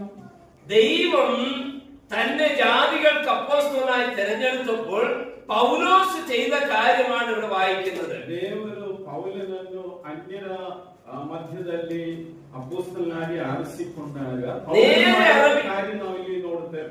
നേരെ അറബിയിലേക്ക് പോയി. നേരമായി ആതന അറബി സ്ഥാനಕ್ಕೆ ಹೋದರು. ഏത് കാര്യത്തിനാണോ ദൈവം നമ്മെ വിളിച്ചത് ആ കാര്യമായിരിക്കണം നമ്മുടെ പ്രയോറിറ്റി. ಯಾವುದಕ್ಕಾಗಿ ಕರ್ತನು ನಮ್ಮನ್ನು ಕರೆದಿದ್ದಾನೋ ആ വിഷയಕ್ಕೆ ನಾವು ನಮ್ಮ ಜೀವನದಲ್ಲಿ ಆದ್ಯತೆ. ഒരുപക്ഷേ അപ്പോസ്തലന്മാരുടെ അടുക്കലേക്ക് ചെന്നാൽ എല്ലാ മീറ്റിങ്ങുകളിലും അന്നത്തെ സാക്ഷ്യം പറയാനായിട്ട് എഴുന്നേൽപ്പിച്ച് നിർത്തുന്നത് ഒരുപക്ഷെ പൗലോസിനെ ആയിരിക്കാം. ಒಂದು ವೇಳೆ ಅಪೊಸ್ತಲರ ಬಳಿಯಲ್ಲಿ ಹೋಗಿದ್ರೆ ಆ ಒಂದು ಸಾಕ್ಷಿ ಹೇಳಲಿಕ್ಕೆ ಅವಕಾಶ ಕೊಡೋದಾದ್ರೆ ಪ್ರಥಮ ಸ್ಥಾನ ಖಂಡಿತವಾಗಿಯೂ ಪೌಲನಿಗೆ ಕೊಡುತ್ತಿತ್ತು. നോക്കുക, അന്ന് 3000 പേരാൽ ആരംഭിച്ച സഭ വളർന്നു. അപ്പോസ്തലന്മാരുടെ കാൽക്കൽ സമ്പത്ത് കുമിഞ്ഞുകൂടി. ഒരുപക്ഷെ യെരൂശലേമിലേക്ക് ചെന്നിരുന്നെങ്കിൽ ഒരുപക്ഷെ സാമ്പത്തിക ലാഭം പൗലോസ് ഉണ്ടാകാമായിരുന്നു. ಒಂದು ವೇಳೆ ಈಗ ನಂಬಿದವರ ಸಂಖ್ಯೆ ಹೆಚ್ಚಾಗಿ ಬರುತ್ತಿದ್ದಾಗ ಆ ಯೆರೂಸಲೇಮಲ್ಲಿ ಕೂಡಿದವರ ಕೈಯಲ್ಲಿ ಸಂಪತ್ತು ಹೆಚ್ಚಾಗಿತ್ತು. ಪೌಲನಿಗೂ ಸಹ ಅದರ ಪ್ರಯೋಜನ ಸಿಕ್ಕಬಹುದಾಯಿತು. എന്നാൽ പൗലോസ് ഒരു കാര്യം ഓർത്തു. ಆದರೆ ಪೌಲನ ಒಂದು ಕಾರ್ಯ ನೆನೆಸಿದನು. എനിക്ക് സ്ഥാനം മാനമല്ല വിഷയം, ನನಗೆ ಸ್ಥಾನಮಾನ ಬೇಕಾಗಿಲ್ಲ, എനിക്ക് ധനമല്ല വിഷയം, ನನಗೆ ಸಂಪತ್ತಲ್ಲ എന്റെ ವಿಷಯ, വിളിയാണ് എനിക്ക് വിഷയം. ನನಗೆ ದೇವರು ನನ್ನನ್ನು ಕರೆದಂತ ಆ ಕರೆವಿಕೆ ವಿಷಯ. എന്ത് വിഷയത്തിനു വേണ്ടി ദൈവം എന്നെ തെരഞ്ഞെടുത്തുവോ ആ വിഷയത്തിനു വേണ്ടി ഞാൻ അധ്വാനിക്കാനായിട്ട് ആഗ്രഹിക്കുന്നു. ಯಾವ ವಿಷಯಕ್ಕಾಗಿ ದೇವರು ನನ್ನನ್ನು ಆರಿಸಿಕೊಂಡನೋ ಆ ವಿಷಯಕ್ಕಾಗಿ ದೇವರ ಕಾರ್ಯ ಮಾಡುವುದಕ್ಕಾಗಿ ನಾನು ಹೋಗುತ್ತಿದ್ದೇನೆ. നമ്മുടെ ജീവിതത്തിൽ ആ ഒരു വിഷയം പ്രത്യേക ഓർമ്മപ്പെടുത്തുവാനായിട്ട് ആഗ്രഹിക്കുക. ನಮ್ಮ ಜೀವನದಲ್ಲಿ ಈ ಒಂದು ಕಾರ್ಯ ನಾವು ನೆನಪಿನಲ್ಲಿ ಇಟ್ಟುಕೊಳ್ಳಬೇಕೆಂಬುದಾಗಿ ನಿಮಗೆ ಹೇಳಲಿಕ್ಕೆ ನಾನು ಇಷ್ಟಪಡುತ್ತೇನೆ. നിങ്ങൾ എന്തുകൊണ്ടാണ് ജിൻഡാൽ അസംബ്ലിയിൽ ഒരു അംഗമായിരിക്കുന്നത്? ಯಾಕೆ ನೀವು ಜಿಂದಾಲ್ ಸಭೆಯಲ್ಲಿ ಒಂದು ಸದಸ್ಯರಾಗಿದ್ದೀರಿ? ഈ സഭയുടെ നന്മയ്ക്കും ദൈവനാമത്തിന്റെ മഹത്വത്തിനുമാണെങ്കിൽ, ಇದು ದೇವರ ನಾಮದ ಮಹಿಮೆಗಾಗಿ ಆಗುವುದಾಗಿದ್ದರೆ നിങ്ങൾ ഈ വിഷയത്തിൽ ചെയ്യാവുന്നതത്രയും കർത്താവിന് വേണ്ടി ചെയ്യേണ്ട ഉത്തരവാദിത്വം നിങ്ങളിൽ അടങ്ങിയിരിക്കുന്നു. ಕರ್ತನಿಗಾಗಿ ನೀವು ಏನೆಲ್ಲ ಮಾಡಬಹುದೋ ಅದು ಮಾಡಲಿಕ್ಕೆ ದೇವರೀಗ ನಿಮ್ಮಿಂದ ಬಯಸುವನಾಗಿದ್ದಾನೆ. അപ്പോസ്തലപ്രവൃത്തിയിൽ ഞാൻ സൂചിപ്പിച്ചതുപോലെ പൗലോസ് ജാതികളുടെ ഇടയിലേക്ക് ഇറങ്ങി ചെല്ലുകയാണ്. ಅಪೊಸ್ತಲ ಕೃತ್ಯಗಳಿಂದ ನಾನು ಹೇಳಿದ ಹಾಗೆ ಪೌಲನನ್ನು ದೇವರ ಅನ್ಯರ ಬಳಿಯಲ್ಲಿ ಸೇವೆಗಾಗಿ ಕರೆದನು. ഫിലിപ്പിയ പട്ടണത്തിലേക്ക് കടന്നു ചെന്നു. ಈಗ ಆತನು ಫಿಲಿಪ್ಪಿ ಪಟ್ಟಣಕ್ಕೆ ಹೋಗ್ತಿದ್ದಾನೆ. അതിന്റെ 16-ാം അധ്യായത്തിന്റെ 14 തുയത്തയിലെ പട്ടണക്കാർത്തി രക്താംബര വിരുദ്ധങ്ങളുമായി ലുദിയ എന്നുപേരുള്ള ദൈവഭക്തിയായ സ്ത്രീ കേട്ടുകൊണ്ടിരുന്നു. പൗലോസ് സംസാരത്തെ ശ്രദ്ധിക്കേണ്ടതിന് കർത്താവ് അവളുടെ ഹൃദയം തുറന്നു. അവളും കുടുംബവും സ്നാനപ്പെട്ടു. 16ನೇ ಅಧ್ಯಾಯದ 4ನೇ ವಾಕ್ಯದಲ್ಲಿ ನಾವು ಓದುತ್ತೇವೆ.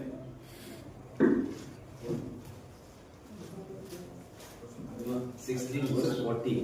16ನೇ ಅಧ್ಯಾಯದ 14ನೇ ವಾಕ್ಯ. ನಮ್ಮ ಮಾತು ಕೇಳಿದವರಲ್ಲಿ ಲುದ್ಯ ಎಂಬ ಒಬ್ಬ ಸ್ತ್ರೀಯು ಇದ್ದಳು. ಆಕೆ ಧೂಮ್ರವರ್ಣದ ವಸ್ತ್ರಗಳನ್ನು ಮಾರುವವಳು, ತುವತೈರ ಎಂಬ ಊರಿನವಳು, ದೇವಭಕ್ತಳು ಆಗಿದ್ದಳು. ಪೌಲನು ಹೇಳಿದ ಮಾತುಗಳಿಗೆ ಲಕ್ಷ್ಯ ಕೊಡುವುದಕ್ಕೆ ಕರ್ತನು ಆಕೆಯ ಹೃದಯವನ್ನು ತೆರೆದನು. ഇവിടെ നമ്മൾ വായിക്കുന്നത് ഒരു സ്ത്രീ, ഒരു വ്യാപാരി സ്ത്രീ ദൈവത്തെ അറിയുവാനായിട്ടിടയായി തീർന്നു. ಇಲ್ಲಿ ನಾವು ಓದುವುದೇನೆಂದರೆ ವ್ಯಾಪಾರ ಮಾಡುತ್ತಿದ್ದಂತ ಒಂದು ಸ್ತ್ರೀ ಕರ್ತನನ್ನು ಅಂಗೀಕಾರ ಮಾಡಿಕೊಂಡಳು. നോക്കുക, ദൈവത്തെ അറിഞ്ഞാൽ അനുകൂല സാഹചര്യങ്ങൾ ലഭിക്കുമെന്ന് പൂമാല ഇടുമെന്നൊന്നും നാം പ്രതീക്ഷിക്കാനായിട്ട് പാടില്ല. ಕರ್ತನನ್ನು ನಾವು ಕಂಡುಕೊಂಡರೆ ನಮಗೆ ಎಲ್ಲೂ ಅನುಕೂಲವಾಗಿರುತ್ತದೆ, ನಮಗೆ ಹಾರಗಳನ್ನು ಹಾಕ್ತಾರೆಂಬುದಾಗಿ ಎಂದಿಗೂ ಚಿಂತಿಸಬಾರದು. ഞാൻ ആൻഡമൻസിലേക്ക് വന്ന ആദ്യ ദിവസങ്ങൾ, ನಾನು ಆಂಡಮನಿಗೆ ಬಂದಂತ ಮೊದಲನೇ ದಿನಗಳಲ್ಲಿ വളരെ ഹൈന്ദവ ഓർത്തഡോക്സ് വില്ലേജ് ആയിരിക്കുന്ന ബ്രിജിഗഞ്ച് എന്ന സ്ഥലത്ത് ശുശ്രൂഷ ആരംഭിച്ചു. ನಾನು ಮೊದಲನೇದಾಗಿ ಹೈಂದವರು ಹೆಚ್ಚಾಗಿದ್ದಂತ ಬ್ರಿಜಿಗಂಜ್ ಎಂಬ ಸ್ಥಳದಲ್ಲಿ ಮೊದಲು ಸೇವೆಗಾಗಿ ಹೋದೆ. ഒരു കുട്ടികൾക്ക് ഒരു ക്യാമ്പ് നടത്തിയത് വളരെ അനുഗ്രഹമായിരുന്നു. ಅಲ್ಲಿ ಮಕ್ಕಳಿಗಾಗಿ ಒಂದು ಕ್ಯಾಂಪ್ ನಡೆಸಿದಾಗ ಅದು ತುಂಬಾ ಆಶೀರ್ವಾದಕರವಾಗಿದೆ. എന്നാൽ അതോടുള്ള ബന്ധത്തിൽ അവിടെയുള്ള 40 യുവാക്കന്മാർ എനിക്ക് അഗേൻസ്റ്റ് ആയി. ಆದರೆ ಅದರ ನಿಮಿತ್ತವಾಗಿ ಅಲ್ಲಿದ್ದಂತ 40 ಯೌವನಸ್ಥರು ನನಗೆ ವಿರೋಧಿಗಳಾದರು. അവര് എനിക്ക് ലൈഫ് ത്രെഡ് തന്നു, വാണിംഗ് തന്നു. ಅವರು ನನ್ನನ್ನು ಗದರಿಸಿದರು. ഞാൻ ഈ 7 കിലോമീറ്റർ നടന്നു വേണം ഒരു മലമുകളിലുള്ള ഈ ഗ്രാമത്തിൽ ചെല്ലാൻ. ನಾನು 7 കിലോമീറ്റർ നടന്നു ആ ഗ്രാമಕ್ಕೆ ಹೋಗಬೇಕಾಯಿತು. അപ്പോൾ അതിന്റെ 3 കിലോമീറ്റർ ജനവാസമില്ലാത്ത ഒരു കുത്തനെ ഇറക്കമായിരിക്കുന്നു. ಅಲ್ಲಿ 3 കിലോമീറ്റർ ನಾನು ಕೆಳಕ್ಕೆ ಇಳಿದು ಹೋಗಬೇಕಾದಂತ ಒಂದು ಸ್ಥಳವಿತ್ತು. ആ സ്ഥലത്ത് എന്നെ അറ്റാക്ക് ചെയ്യണം, എന്നെ മർഡർ ചെയ്യണം എന്നായിരുന്നു അവരുടെ വിചാരം. ಅವರು ಚಿಂತಿಸಿದೆ ಅಂದರೆ ಆ ಸ್ಥಳಕ್ಕೆ ನಾನು ಬರುವಾಗ ನನ್ನನ್ನು ಸಾಯಿಸಬೇಕೆಂಬುದಾಗಿ. കർത്താവിന്റെ വചനത്തിന് ഒരു വിഘ്നവുമില്ല, കർത്താവിന്റെ സുവിശേഷ പ്രവർത്തനവും തടസ്സപ്പെടുത്താൻ കഴിയുകയില്ല. ಕರ್ತನ ಮಾತು ಮತ್ತು ಕರ್ತನ ಸೇವೆ ಅದನ್ನು ವಿಘ್ನಪಡಿಸಲಿಕ್ಕೆ ಯಾರಿಗೂ ಸಾಧ್ಯವಿಲ್ಲ. ആ ഗ്രൂപ്പിലുള്ള 20 യുവാക്കന്മാർ ഇന്ന് ഭൂമിയിൽ ശേഷിച്ചിട്ടില്ല. ಆ ಗುಂಪಿನಲ್ಲಿದ್ದಂತ 20 ಯೌವನಸ್ಥರು ಈಗ ಉಳಿದಿಲ್ಲ. എന്നാൽ ഈ 40 പേരുടെ ടാർഗറ്റിലുള്ള ഞാൻ ഇന്നും നിങ്ങളുടെ മുൻപാകെ ജീവനോടെ ജീവിക്കുന്നു. ಆದರೆ ಆ 40 ಮಂದಿಯಲ್ಲಿ ಅವರು ಯಾರನ್ನು ಸಾಯಿಸಬೇಕೆಂಬುದಾಗಿ ಚಿಂತಿಸಿದ್ರು, ಆ ವ್ಯಕ್ತಿ ಈಗ ಜೀವಂತನಾಗಿ ನಿಮ್ಮ ಮುಂದೆ ನಿಂತಿದ್ದಾನೆ. കർത്താവിന്റെ വചനത്തിന് ഒരു തടസ്സവുമില്ല. ಕರ್ತನ ವಾಕ್ಯಕ್ಕೆ ಯಾವ ಅಡ್ಡಿಯುമിಲ್ಲ. ദൈവം നിയമിച്ച കാര്യം കർത്താവ് പൂർത്തിയാക്കും. ಕರ್ತನು ಯಾವ ಕಾರ್ಯವನ್ನು ಮಾಡಬೇಕೆಂಬುದಾಗಿದ್ದಾನೋ ಅದನ್ನು ಪೂರ್ತಿ ಮಾಡುತ್ತಾನೆ. പൗലോസ് നല്ല കാര്യം പ്രസംഗിച്ചു, അത് ഏറ്റുകൊണ്ടപ്പോൾ മറ്റൊരു ഭാഗം നടക്കുന്ന അടുത്ത വാക്യങ്ങളിൽ അവനെ ജയിലിൽ അടക്കുകയാണ്. ಅಪೊಸ್ತಲನಾದ ಪೌಲನು ಒಳ್ಳೆ ಕಾರ್ಯ ಮಾಡಿದಾಗ അവനನ್ನು ಸೆರೆಮನೆಗೆ ಹಾಕಿದರು. അതിന്റെ 31ാം വാക്യത്തിൽ വായിക്കുമ്പോൾ ഒരു ജയിലർ കർത്താവിനെ അംഗീകരിക്കാനായിട്ടിടയായി. 31ನೇ ವಾಕ್ಯ ನಾವು ಓದುವಾಗ ಆ ಸೆರೆಮನೆಯ ಅಧಿಕಾರಿ ಕರ್ತನನ್ನು ಕಂಡುಕೊಂಡರೆಂಬುದಾಗಿ ನಾವು ನೋಡುತ್ತೇವೆ. ആ ജയിലില് ആ പൗലോസിന്റെ ജീവിതം അടിച്ച മുറിവേറ്റ വേദനയോടെ രക്തം ഒഴുകുന്ന നിലയിലാണ് ഈ പൗലോസിനെ ജയിലിലാക്കിയിരിക്കുന്നത്. ಪೌಲನನ್ನು ಸೆರೆಗೆ ಹಾಕಿದಾಗ ಅವನನ್ನು ಗಾಯಪಡಿಸಿ ಅವನ ದೇಹದಿಂದ ರಕ್ತ ಹರಿಯುತ್ತಿದೆ. ഏത് കൈകൊണ്ട് അടിച്ചുവോ, ഏത് കൈകൊണ്ട് മുറിപ്പെടുത്തിയോ അതേ കൈകൊണ്ട് ആ മുറിവുകളെ കഴുകി അവന് ശുശ്രൂഷ ചെയ്യിപ്പാൻ ഞാൻ വിശ്വസിക്കുന്ന ദൈവം ശക്തനാണെന്ന് വെളിപ്പെടുത്തിയ അധ്യായമാണ് അപ്പോസ്തല പ്രവൃത്തി 16ാം അധ്യായം. 16ನೇ ಅಧ್ಯಾಯದಲ್ಲಿ ಯಾವ ಹಸ್ತದಿಂದ ಗಾಯ ಮಾಡಿದನೋ ಅದೇ ಹಸ್ತದಿಂದ ಆ ಗಾಯಗಳನ್ನು ತೊಳೆದು ಅವನಿಗೆ ಉಪಚಾರ ಮಾಡುವಂತ ಮಾಡಿಸಿದಂತ ದೇವರಾಗಿದ್ದಾರೆ ನಮ್ಮ ದೇವರು.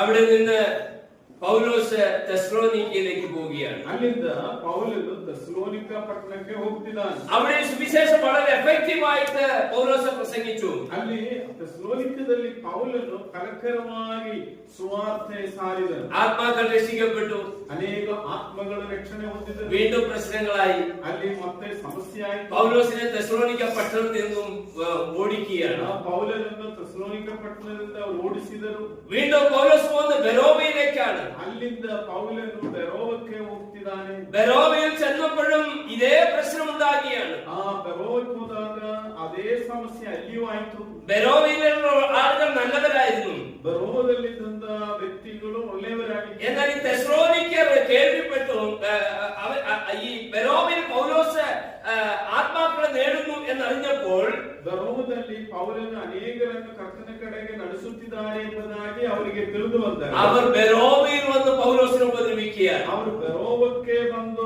പൗലನಿಗೆ ಉಪദ്ರವ ಮಾಡಿದರು. നോക്കുക, തെസ്സലോനിക്കരെ കുറിച്ച് ഒരു കാര്യം പറയുമ്പോൾ അതിന്റെ ബാക്ക്ഗ്രൗണ്ട് മനസ്സിലാക്കണം. ಆ തെസ്സലോനിಕದವರ ಕುರಿತಾಗಿ ಹೇಳುವಾಗ ಅದರ ಹಿನ್ನೆಲೆ ನಾವು ನೋಡಬೇಕು. വളരെ കഷ്ടം അനുഭവിക്കേണ്ടി വന്ന ഒരു സ്ഥലം.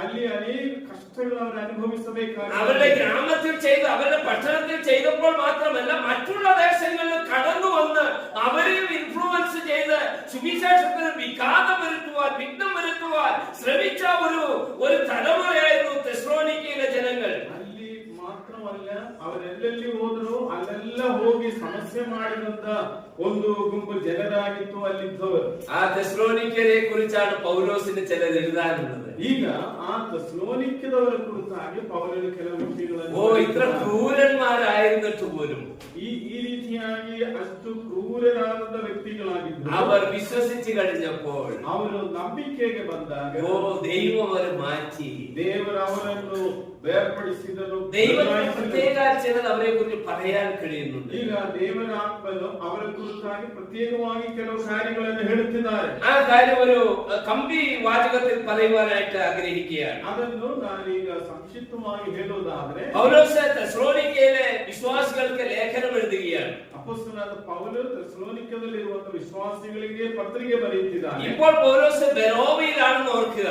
ಈಗ പൗലನು ബെരോവದಲ್ಲಿದ್ದಾನೆ. ബെരോവയിൽ ഇരിക്കുന്ന പൗലോസിന് തെസ്സലോനിക്കയെ കുറിച്ച് ഇത്രമാത്രം ജാഗ്രത ഉണ്ടാകാൻ കാരണം എന്താണെന്ന് അറിയാമോ? ബെരോവದಲ್ಲಿರುವಂತ പൗലನಿಗೆ തെസ്സലോനിಕದಲ್ಲಿದ್ದಂತ വിശ്വാസിಗಳ ಕುರಿತಾಗಿ ಎಷ್ಟು ಮಾತ್ರ ಕಾಳಜಿ ಇತ್ತು. ഒരു ഉത്തരവാദിത്തമുള്ള മിഷണറി എന്ന് പറഞ്ഞാൽ അവൻ കൃപയിലേക്ക് നടത്തിയ ജനങ്ങളെ കുറിച്ച് വളരെ വേദനയും ഭാരവും കനിവുമുള്ളവനായിരിക്കണം. ಒಂದು ನಿಜವಾದ ಮಿಷನರಿ ಎಂಬುದಾಗಿ ಹೇಳುವಾಗ ಆತನು ಯಾರನ್ನು ಕರ್ತನ ಕಡೆಗೆ ನಡೆಸಿದಾರೋ ಅವರ ಕುರಿತಾಗಿ ಭಾರ ಇರುವಂತಹ ಒಂದು ವ್ಯಕ್ತಿಯಾಗಿರುತ್ತಾನೆ. പൗലോസ് മറ്റൊരു സ്ഥലത്താണ് ഇപ്പോൾ. പൗലനീಗ ಬೇರೊಂದು ಸ್ಥಳದಲ್ಲಿದ್ದಾನೆ. എന്നാൽ തെസ്സലോനിക്കരെ കുറിച്ച് തനിക്ക് വലിയ കൺസേൺ ഉണ്ട്. ಆದರೆ തെസ്സലോനിಕ വിശ്വാസികളെ കുറിച്ചാണ് പൗലನಿಗೆ ತುಂಬಾ ಕಾಳಜಿ ಇತ್ತು. അതിനു വേണ്ടിയിട്ട് താൻ കത്തെഴുതുകയാണ്. ಆದ್ದರಿಂದ ಅವರಿಗಾಗಿ ಒಂದು ಪತ್ರಿಕೆ ಬರೆಯುತ್ತಿದ್ದಾನೆ. കഷ്ടതകളെ കണ്ണിന്റെ മുൻപിൽ കണ്ട് ജീവിക്കുന്ന ഒരു ചെറിയ കൂട്ടം. ಅಲ್ಲಿ ಕಷ್ಟತೆಯನ್ನು ತಮ್ಮ ಕಣ್ಣುಗಳ ಮುಂದೆ ನೋಡುತ್ತಾ ಜೀವಿಸಿದಂತ ಒಂದು ಗುಂಪು ಜನರು. തീവ്രമായ പരിശോധനകളിലൂടെ കടന്നു പോകുന്ന ഒരു ദൈവജനം. ತುಂಬಾ ಉಪದ್ರವಗಳನ್ನು ಸಹಿಸಿ ಕರ್ತನಿಗಾಗಿ ನಿಂತ ಒಂದು ಗುಂಪು ಜನ. അങ്ങനെ കടന്നു പോകുന്ന ഒരു ജനത്തിന് ಹಾಗೆ ಹಾದು ಹೋಗ್ತಿದ್ದಂತ ಒಂದು ಜನರಿಗೆ പൗലോസ് ചില കാര്യങ്ങൾ വെളിപ്പെടുത്തുകയാണ്. ಪೌಲನು ಕೆಲವು ಕಾರ್ಯಗಳನ್ನು ಭಯಪಡಿಸುತ್ತಿದ್ದಾನೆ. ഒരു സൈക്കോളജിക്കൽ എലിമെന്റ് നിങ്ങളോട് പറയാനായിട്ട് ആഗ്രഹിക്കുകയാണ്. ಒಂದು ಮನಃಶಾಸ್ತ್ರ ಸಂಬಂಧವಾದ ವಿಷಯ ನಿಮಗೆ ಹೇಳಲಿಕ್ಕೆ ಇಷ್ಟಪಡುತ್ತೇನೆ. നമ്മുടെ സ്വാഭാവിക ഒരു സ്വഭാവം എന്ന് പറയുന്നത് ಸ್ವಾಭಾವಿಕವಾಗಿ ನಮ್ಮಲ್ಲಿ ಇರುವಂತಹ ಒಂದು ಸ್ವಭಾವ ಏನಂದ್ರೆ എന്ത് കാര്യവും നെഗറ്റീവ് കാണുക എന്നുള്ളതാണ്. ನಾವು ಯಾವುದೇ ಒಂದು ಕಾರ್ಯ ನೋಡಿದರೂ ನಾವು ನಿಷೇಧಾತ್ಮಕವಾಗಿ ಅದನ್ನು ನೋಡುವುದಾಗಿರುತ್ತೇವೆ. സഭയിലുള്ളവരുടെ അനുഗ്രഹീതമായ ഗുണങ്ങളെ കാണുന്നതിനേക്കാൾ അവരിലുള്ള ന്യൂനതകളെ കാണുവാനായിട്ട് സാത്താൻ നമ്മുടെ ശരീരഭാഗങ്ങളെ പ്രയോജനപ്പെടുത്തും.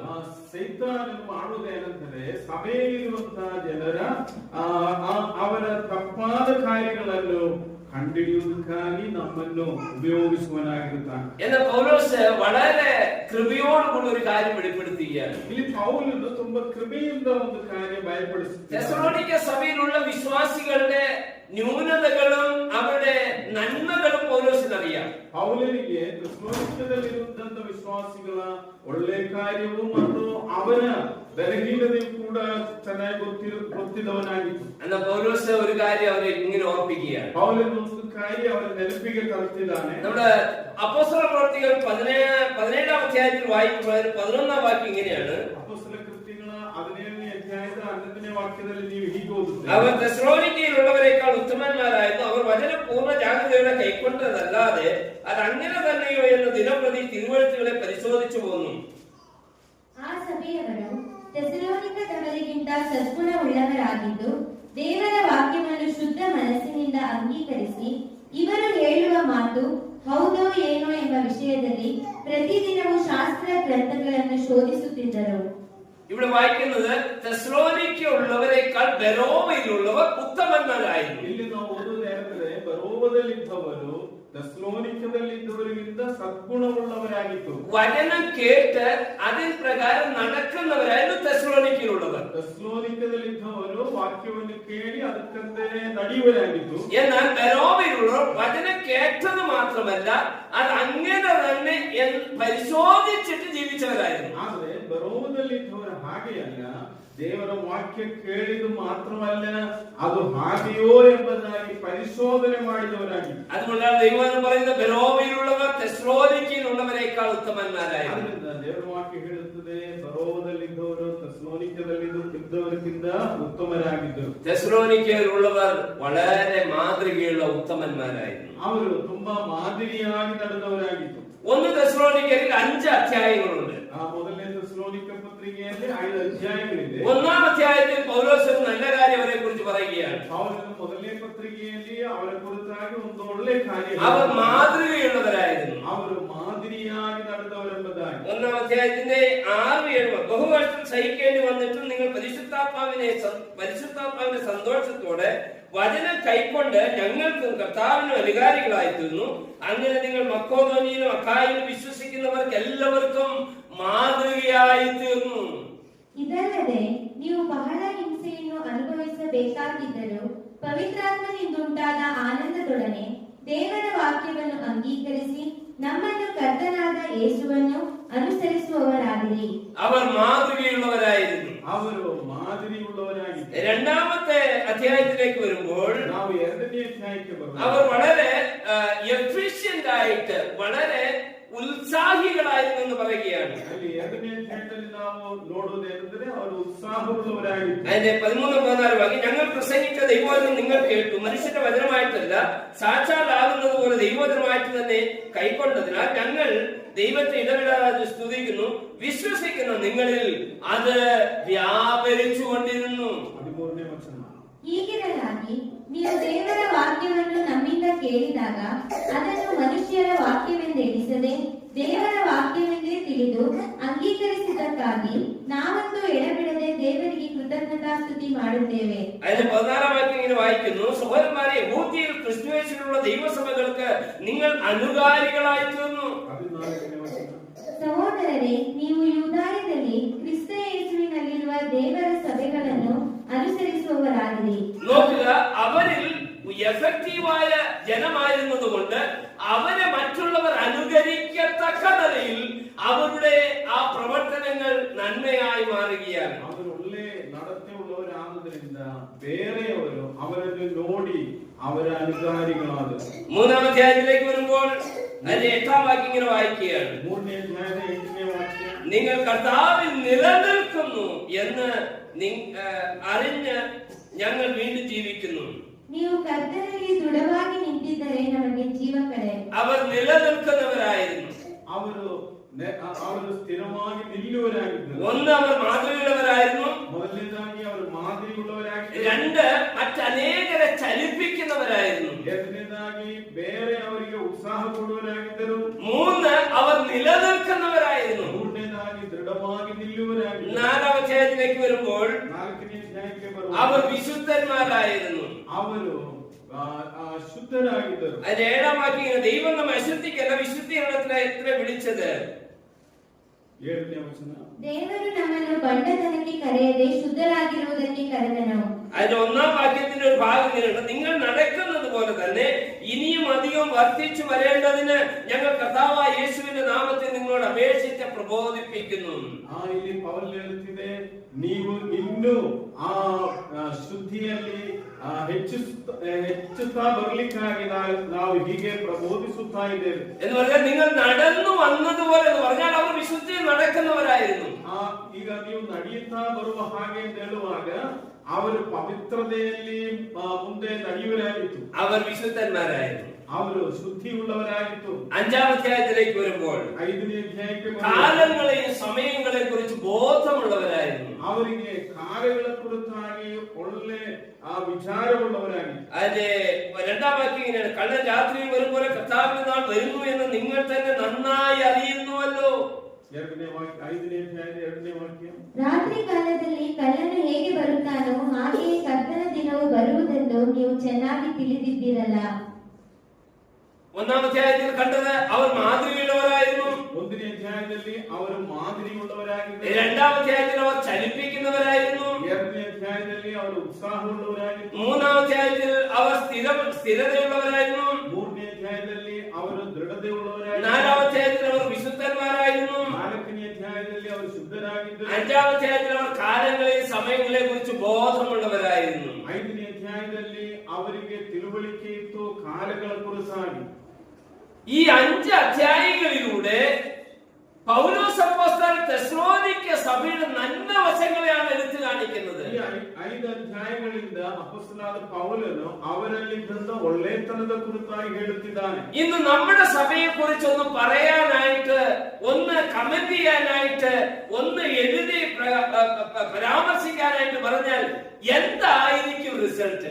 ಇವತ್ತು ನಮ್ಮ ಸಭೆಯ ಕುರಿತಾಗಿ ಏನಾದರೂ ಒಳ್ಳೆಯದು ಹೇಳಬೇಕಂದ್ರೆ ಏನಾಗಬಹುದು ಅದರ ಫಲ. ആദ്യ വാക്യം കുറച്ചു പേരുള്ളൂ. ಮೊದಲನೇ ವಾಕ್ಯದಲ್ಲಿ ಕೆಲವರು ಮಾತ್ರ. ശുശ്രൂഷൻ പോരാ, ಇಲ್ಲಿರುವ ಸೇವಕರು ಸರಿ ಇಲ್ಲ, മൂപ്പറുകൾ എഫക്റ്റീവ് അല്ല, ಇಲ್ಲಿರುವ ಹಿರಿಯರು ಸರಿ ಇಲ್ಲ, ബിൽഡിംഗ് അപ്ഡേറ്റഡ് അല്ല, ಈಗ ಬಿಲ್ಡಿಂಗ್ ಚೆನ್ನಾಗಿಲ್ಲ. There are many etc. ಹಾಗೆ ನಾವು ಅನೇಕ ಕಾರ್ಯಗಳು ಹೇಳುತ್ತಾರೆ. Is there anything good thing comes out from this? ಇದರಿಂದ ಒಳ್ಳೆಯದೇನಾದ್ರೂ ಹೇಳಲಿಕ್ಕೆ ನಮಗಿದೆಯಾ? നമ്മുടെ കണ്ണുകളൊന്ന് തുറന്ന് ನಮ್ಮ ಕಣ್ಣುಗಳನ್ನು ನಾವು ತೆರೆದು ನೋಡುವುದಾದ್ರೆ നന്മ കാണാൻ കഴിയും. ಅನೇಕ ಸಾರಿ ನಾವು ಒಳ್ಳೆತನವನ್ನು ನೋಡುವರಲ್ಲ. എന്റെ സഭ നല്ലത്, ನನ್ನ ಸಭೆ ಒಳ್ಳೆ ಸಭೆಯಾಗಿದೆ, എന്റെ സഭയുടെ ലീഡേഴ്സ് വളരെ ഭക്തരാണ്, ನನ್ನ സഭೆಯ ಹಿರಿಯರು ಭಕ್ತರಾಗಿದ್ದಾರೆ, ചെറിയ കൂട്ടമാണെങ്കിൽ നല്ല കൂട്ടായ്മ ബന്ധമുണ്ട്, ನಾವು ಚಿಕ್ಕ ಗುಂಪಾದರೂ ನಮ್ಮಲ್ಲಿ ಒಳ್ಳೆ ಅನ್ಯೋನ್ಯತೆ ಇದೆ. ഞങ്ങള് കൂടി വരവിനകത്തുണ്ട് ഒരു വലിയ സന്തോഷം, ബിൽഡിങ്ങിലല്ല. ನಾವು ಕೂಡಿ ಬರುವಂತ ಸ್ಥಳದಲ್ಲಿ ನಮಗೆ ಸಂತೋಷವಿದೆ, ಕಟ್ಟಡದಲ್ಲಿ ಅಲ್ಲ.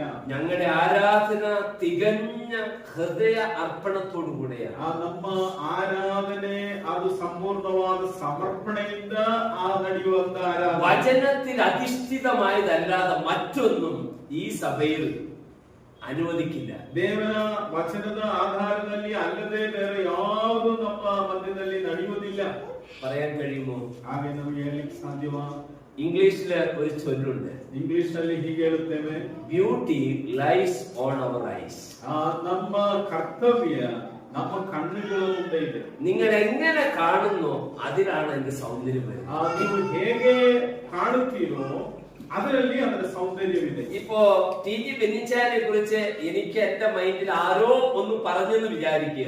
ಇವರ ಕುರಿತಾಗಿ ನನಗೆ ಯಾರೋ ಒಬ್ಬರು ತಿಳಿಸಿದರೆಂಬುದಾಗಿ ಚಿಂತಿಸಿರಿ. ഞാൻ അതിനെ വിചാരിക്കാതെ അതിനെ കുറിച്ച് ഒന്നും അറിയാതെ ഈ ടി.ജി. ബെന്നിച്ചാനെ കുറിച്ച് മറ്റൊരാൾ പരാമർശം ഉടനെ അവര് ശരിയല്ല.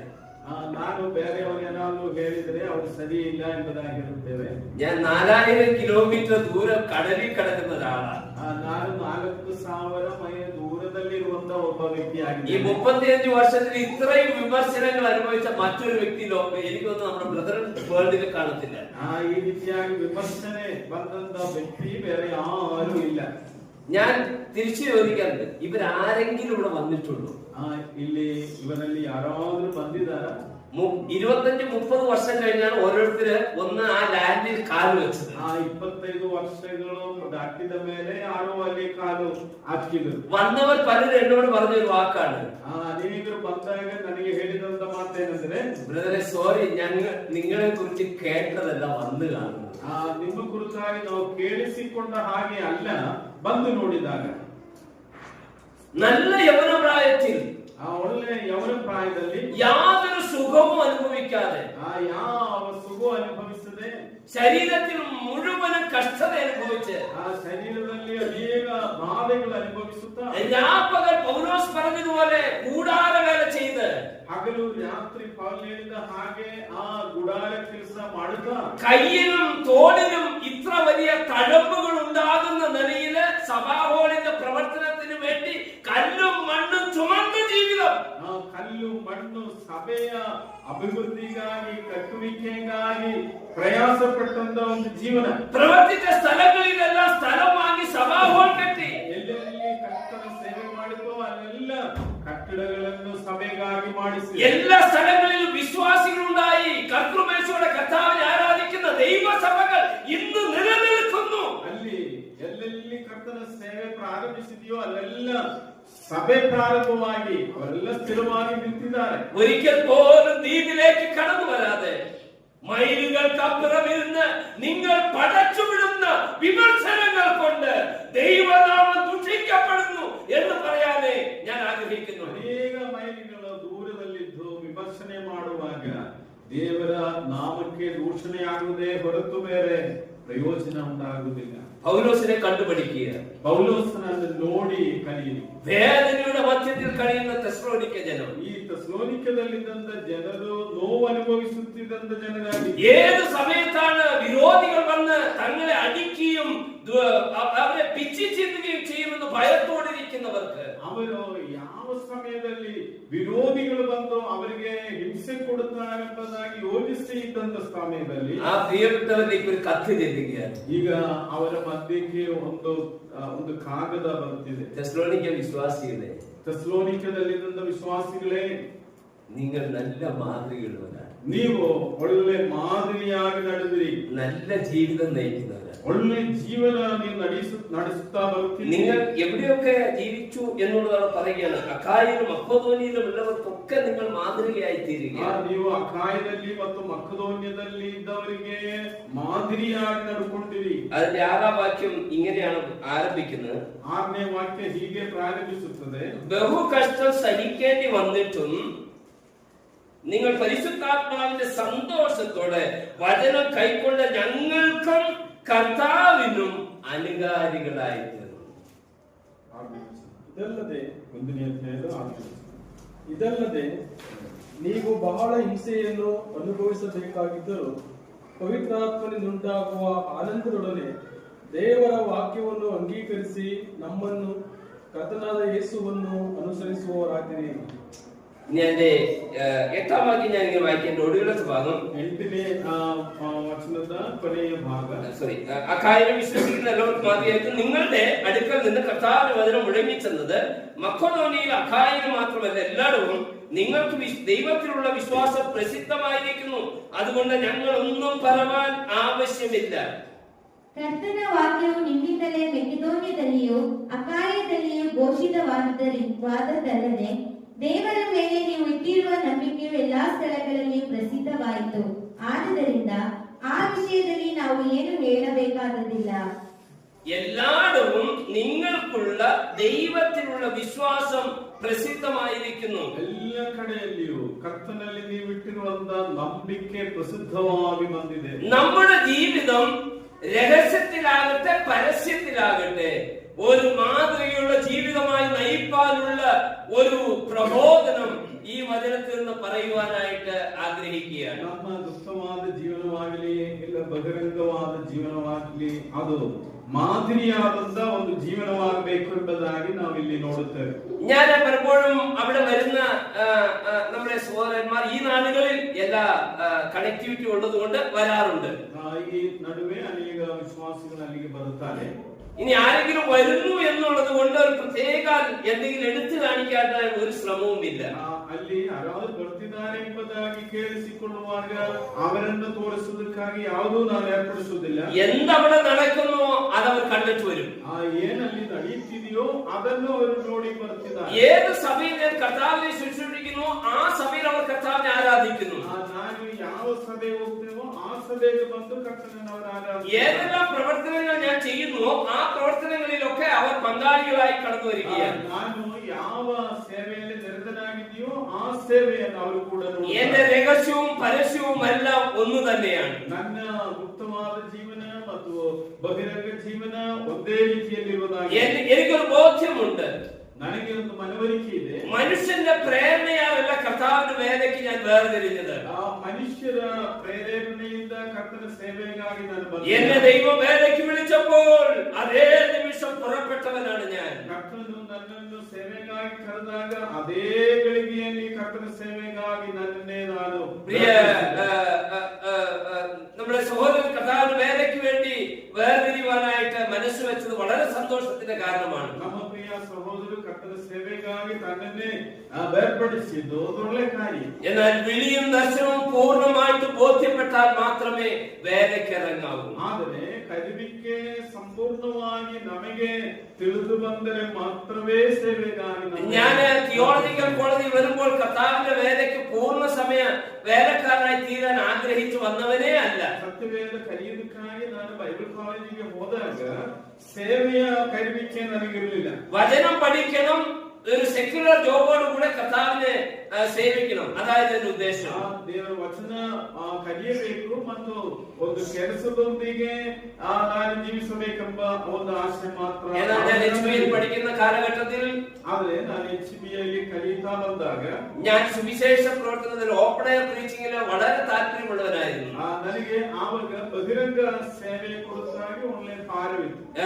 ആഴ്ചയിൽ ഒരു ദിവസമാണ് അതിനുവേണ്ടി ഓരോ ക്ലാസ്സിന് അലോട്ട് ചെയ്ത് ഞാൻ 2 പ്രാവശ്യം പോകുമായിരുന്നു. ನಾನು ವಾರದಲ್ಲಿ 2 ಸಾರಿ ಅದಕ್ಕಾಗಿ ಹೋಗ್ತಿದ್ದೆ. ചെന്നൈ പട്ടണത്തിൽ നിന്ന് 60 കിലോമീറ്റർ ദൂരത്തിലുള്ള അളിഞ്ഞുവാക്കം എന്ന സ്ഥലത്ത് ഓപ്പൺ എയർ കഴിഞ്ഞ് നിൽക്കുകയാണ്. ಒಂದು ಸಾರಿ ನಾನು ಚೆನ್ನೈ ಪಟ್ಟಣದ ಹತ್ತಿರದಲ್ಲಿ ಇರುವಂತ ಒಂದು ಸ್ಥಳದಲ್ಲಿ ನಾನು ಬಹಿರಂಗ ಸೇವೆಗಾಗಿ ಹೋದನು. ഒരു പ്രായമുള്ള മനുഷ്യൻ വന്ന് ഇങ്ങനെ ചോദ്യം ചോദിച്ചു. ಒಂದು ವಯಸ್ಸಾದ ಮನುಷ್ಯನು ಬಂದು ಹೀಗೆ ಒಂದು ಯಾರು യേശു? ಯಾರು ಈ ಯೇಸು? അന്ന് രാത്രി ഉറങ്ങാൻ കഴിഞ്ഞില്ല.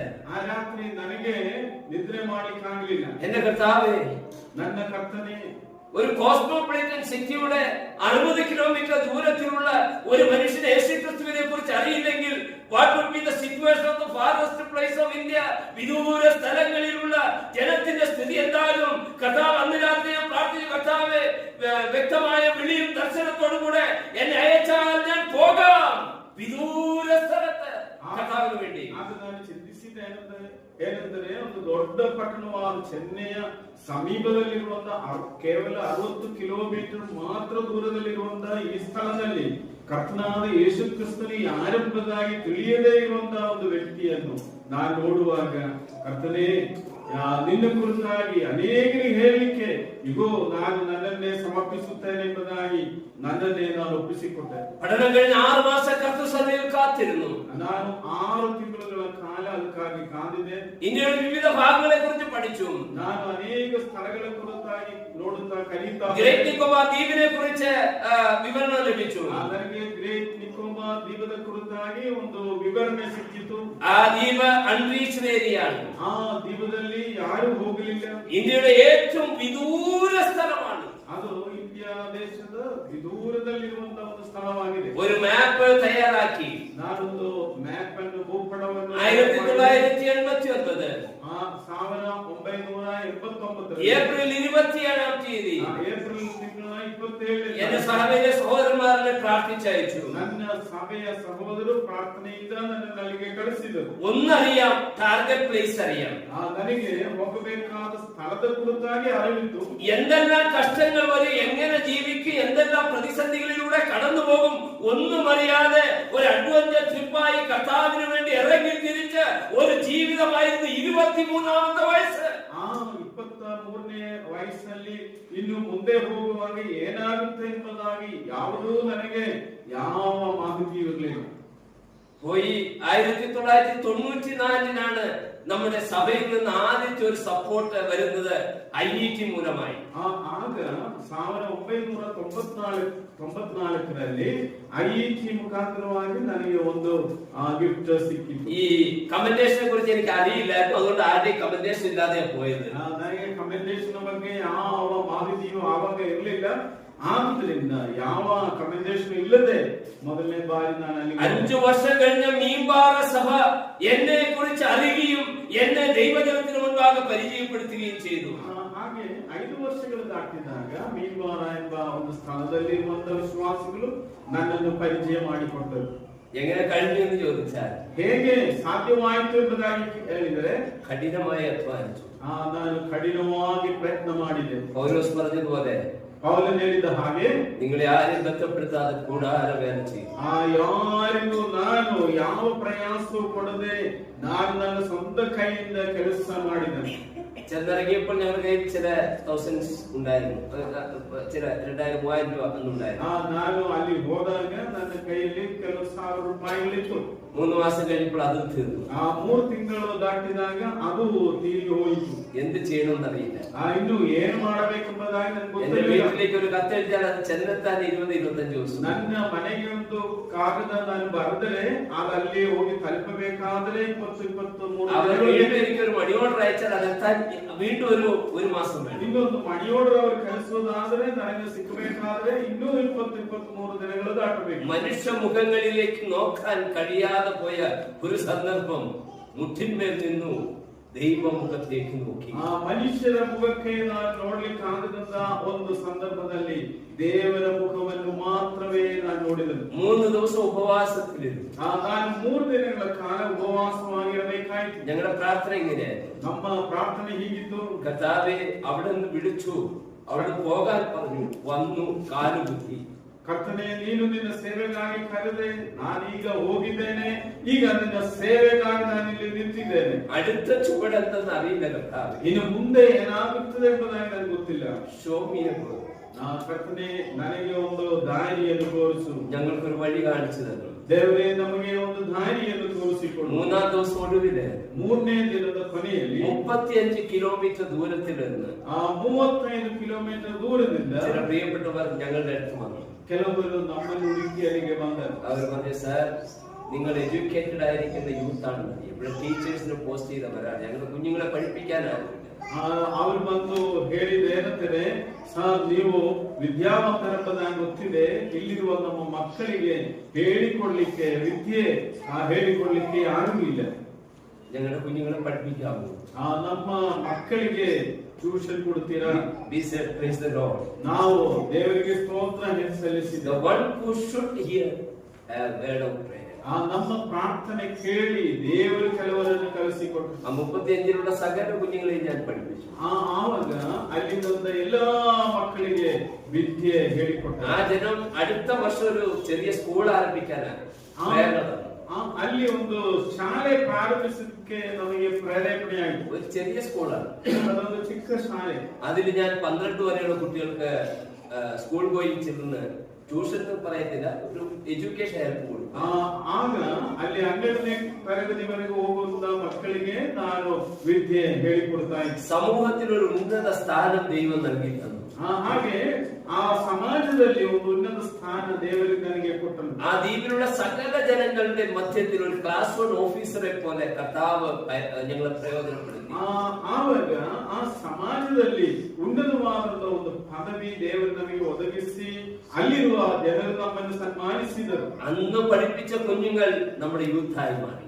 ಈಗ ನಾವು ವಿದ್ಯೆ ಹೇಳಿಕೊಟ್ಟಂತ ಆ ಕಾಲದ ಮಕ್ಕಳು ಈಗ ನಮ್ಮ ആ ವಿಶ್ವಾಸಿಗಳಾಗಿ യൂത്ത് നമ്മുടെ സഭയുടെ തൂണുകളായി മാറി. ಆ ಯವನಸ್ಥರು ಈಗ ನಮ್ಮ ಸಭೆಯ ಸ್ತಂಭಗಳಾಗಿದ್ದಾರೆ. ഇന്ന് 4 സഭകൾ ആ സ്ഥലത്തുണ്ടെങ്കിൽ അതിന്റെ പിന്നിൽ സ്വർഗത്തിലെ ദൈവത്തിന്റെ കരമെന്നല്ലാതെ മാനുഷികമായ ഒരു കഴിവോ പ്രാപ്തിയോ എന്ന് പറയാനായിട്ട്. ಈಗ ಅಲ್ಲಿರುವಂತ ಆ ವಿಶ್ವಾಸಿಗಳು ಆ ಯವನಸ್ಥರು ಸ್ತಂಭವಾಗಿ ನಿಲ್ಲುವುದು ದೇವರ ಕೃಪೆಯಿಂದ ಮಾತ್ರವೇ ನಮ್ಮ ಪ್ರಾರ್ಥನೆಯ ಫಲ ಎಂಬುದಾಗಿ ತಿಳ್ಕೊಳ್ಳುತ್ತೇವೆ. വേലയ്ക്കായിട്ട് വേർതിരിയുന്ന പ്രിയ സഹോദരനോട് ബന്ധത്തിൽ ഇങ്ങനെ ഓർപ്പിക്കട്ടെ. ನೀವು ಕರ್ತನ ಸೇವೆಗಾಗಿ ನಿಮ್ಮನ್ನೇ ಬೇರ್ಪಡಿಸುವಾಗ ಈ ರೀತಿಯಾಗಿ ನಾನು ಹೇಳ್ತೇನೆ, കടന്നു പോകുന്ന വഴികളെല്ലാം പുൽമെത്തയാൽ വിരിക്കപ്പെട്ടതാണെന്ന് ചിന്തിക്കുന്നു.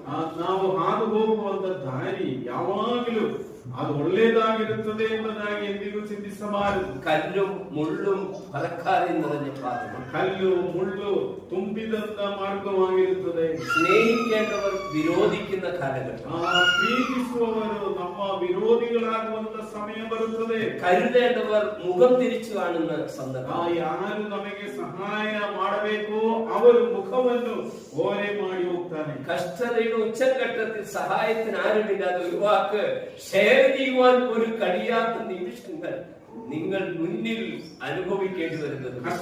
ಕಷ್ಟಗಳು ಎದುರು ನೋಡಿ ಮುಂದಕ್ಕೆ ಹೋಗಬೇಕಾದ ದಿನಗಳು ಬರಬಹುದು. ജീവിതത്തിന്റെ കാഠിന്യങ്ങളെ അനുഭവിക്കുമ്പോൾ, ಆ ಜೀವನದ ಆ ಕಠಿಣವಾದ ಸಂದರ್ಭಗಳು ಜೀವನದಲ್ಲಿ ಬರುವಾಗ ഒരുപക്ഷെ പൗലോസിനെ പോലെ, ಒಂದು ವೇಳೆ ಪೌಲನ ಹಾಗೆ, ജിന്ദാൽ അസംബ്ലിയിലെ ദൈവദാസന്മാരെ പോലെ, ಜಿಂದಾ ಸಭೆಯಲ್ಲಿರುವಂತಹ ದೇವ ಜನರ ಹಾಗೆ, അഗപ്പെ അസംബ്ലിയിലെ മൂപ്പന്മാരെ പോലെ, ಅಗಪ್ಪೆ ಸಭೆಯ ಹಿರಿಯರ ಹಾಗೆ ചിലരുടെ വാക്കുകൾ നിങ്ങൾക്ക് സാന്ത്വനമായി. ಒಂದು ವೇಳೆ ಕೆಲವರ ಮಾತುಗಳು ನಿಮಗೆ ಒಂದು ಆಧರಣೀಯ ಮಾತುಗಳಾಗಬಹುದು. എന്നാൽ ultimately the help from God is only your help. ಆದರೆ ಆತ್ಯಂತಿಕವಾಗಿ ದೇವರು ತಾನೇ ನಿಮ್ಮ ಸಹಾಯಕನಾಗಿರುತ್ತಾನೆ. ഞാൻ ഒരു അനുഭവം പറയുന്നത് കൂടെ പ്രയോജനമായിരിക്കും വിചാരിക്കുക. ನಾನು ನನ್ನ ಒಂದು ಅನುಭವವನ್ನು ಹಂಚಿಕೊಳ್ಳುವಾಗ ಅದು ಪ್ರಯೋಜನವಾಗುತ್ತದೆ ಎಂಬುದಾಗಿ ನಂಬುತ್ತೇನೆ. ബ്രിട്ടീഷേഴ്സ് എഴുതി വെച്ചിരിക്കുന്ന ഒരു റെക്കോർഡുണ്ട്. ಬ್ರಿಟಿಷ್ ಜನರು ಬರೆದಂತ ಒಂದು ചരിത്രെಯ ഭാഗವಿದೆ. ഹഡ്ബേ ദ്വീപും ഗ്രേറ്റ് നിക്കോബാർ ദ്വീപിലും ജനം വസിപ്പാനായിട്ട് കഴിയുകയില്ല. ಈ ಗ್ರೇಟ್ ನಿಕೋಬಾರ್ ദ്വീപದಲ್ಲಿ ഹഡ്ബേ ಮತ್ತು ಗ್ರೇಟ್ ನಿಕೋಬಾರ್ ദ്വീപದಲ್ಲಿ ಜನರು ವಾಸಿಸಲಿಕ್ಕೆ ಸಾಧ್ಯವಿಲ್ಲ. കാരണം മലേറിയ ഒരുപാട് ജനം മരണപ്പെട്ട ഒരു ദ്വീപാണ്. ಯಾಕಂದ್ರೆ ಮಲೇರಿಯಾ ರೋಗದಿಂದ ಅನೇಕ ಜನರು ಸತ್ತು ಹೋದಂತ ಒಂದು ದ್ವೀಪ. കൊതുകടി കൊണ്ട് മാത്രമല്ല, ಸೊಳ್ಳೆ ಕಡಿತದಿಂದ ಮಾತ್ರವಲ್ಲ, സമ്മർ വന്നു കഴിഞ്ഞാൽ നിരനിരയായി ജനം ഇങ്ങനെ പോകുന്നത് ഞങ്ങൾ നേരിട്ട് കണ്ടു. ಬೇಸಿಗೆ ಕಾಲದಲ್ಲಿ ಹಾಗೆ ಗುಂಪು ಗುಂಪಾಗಿ ಹೋಗುವಂತ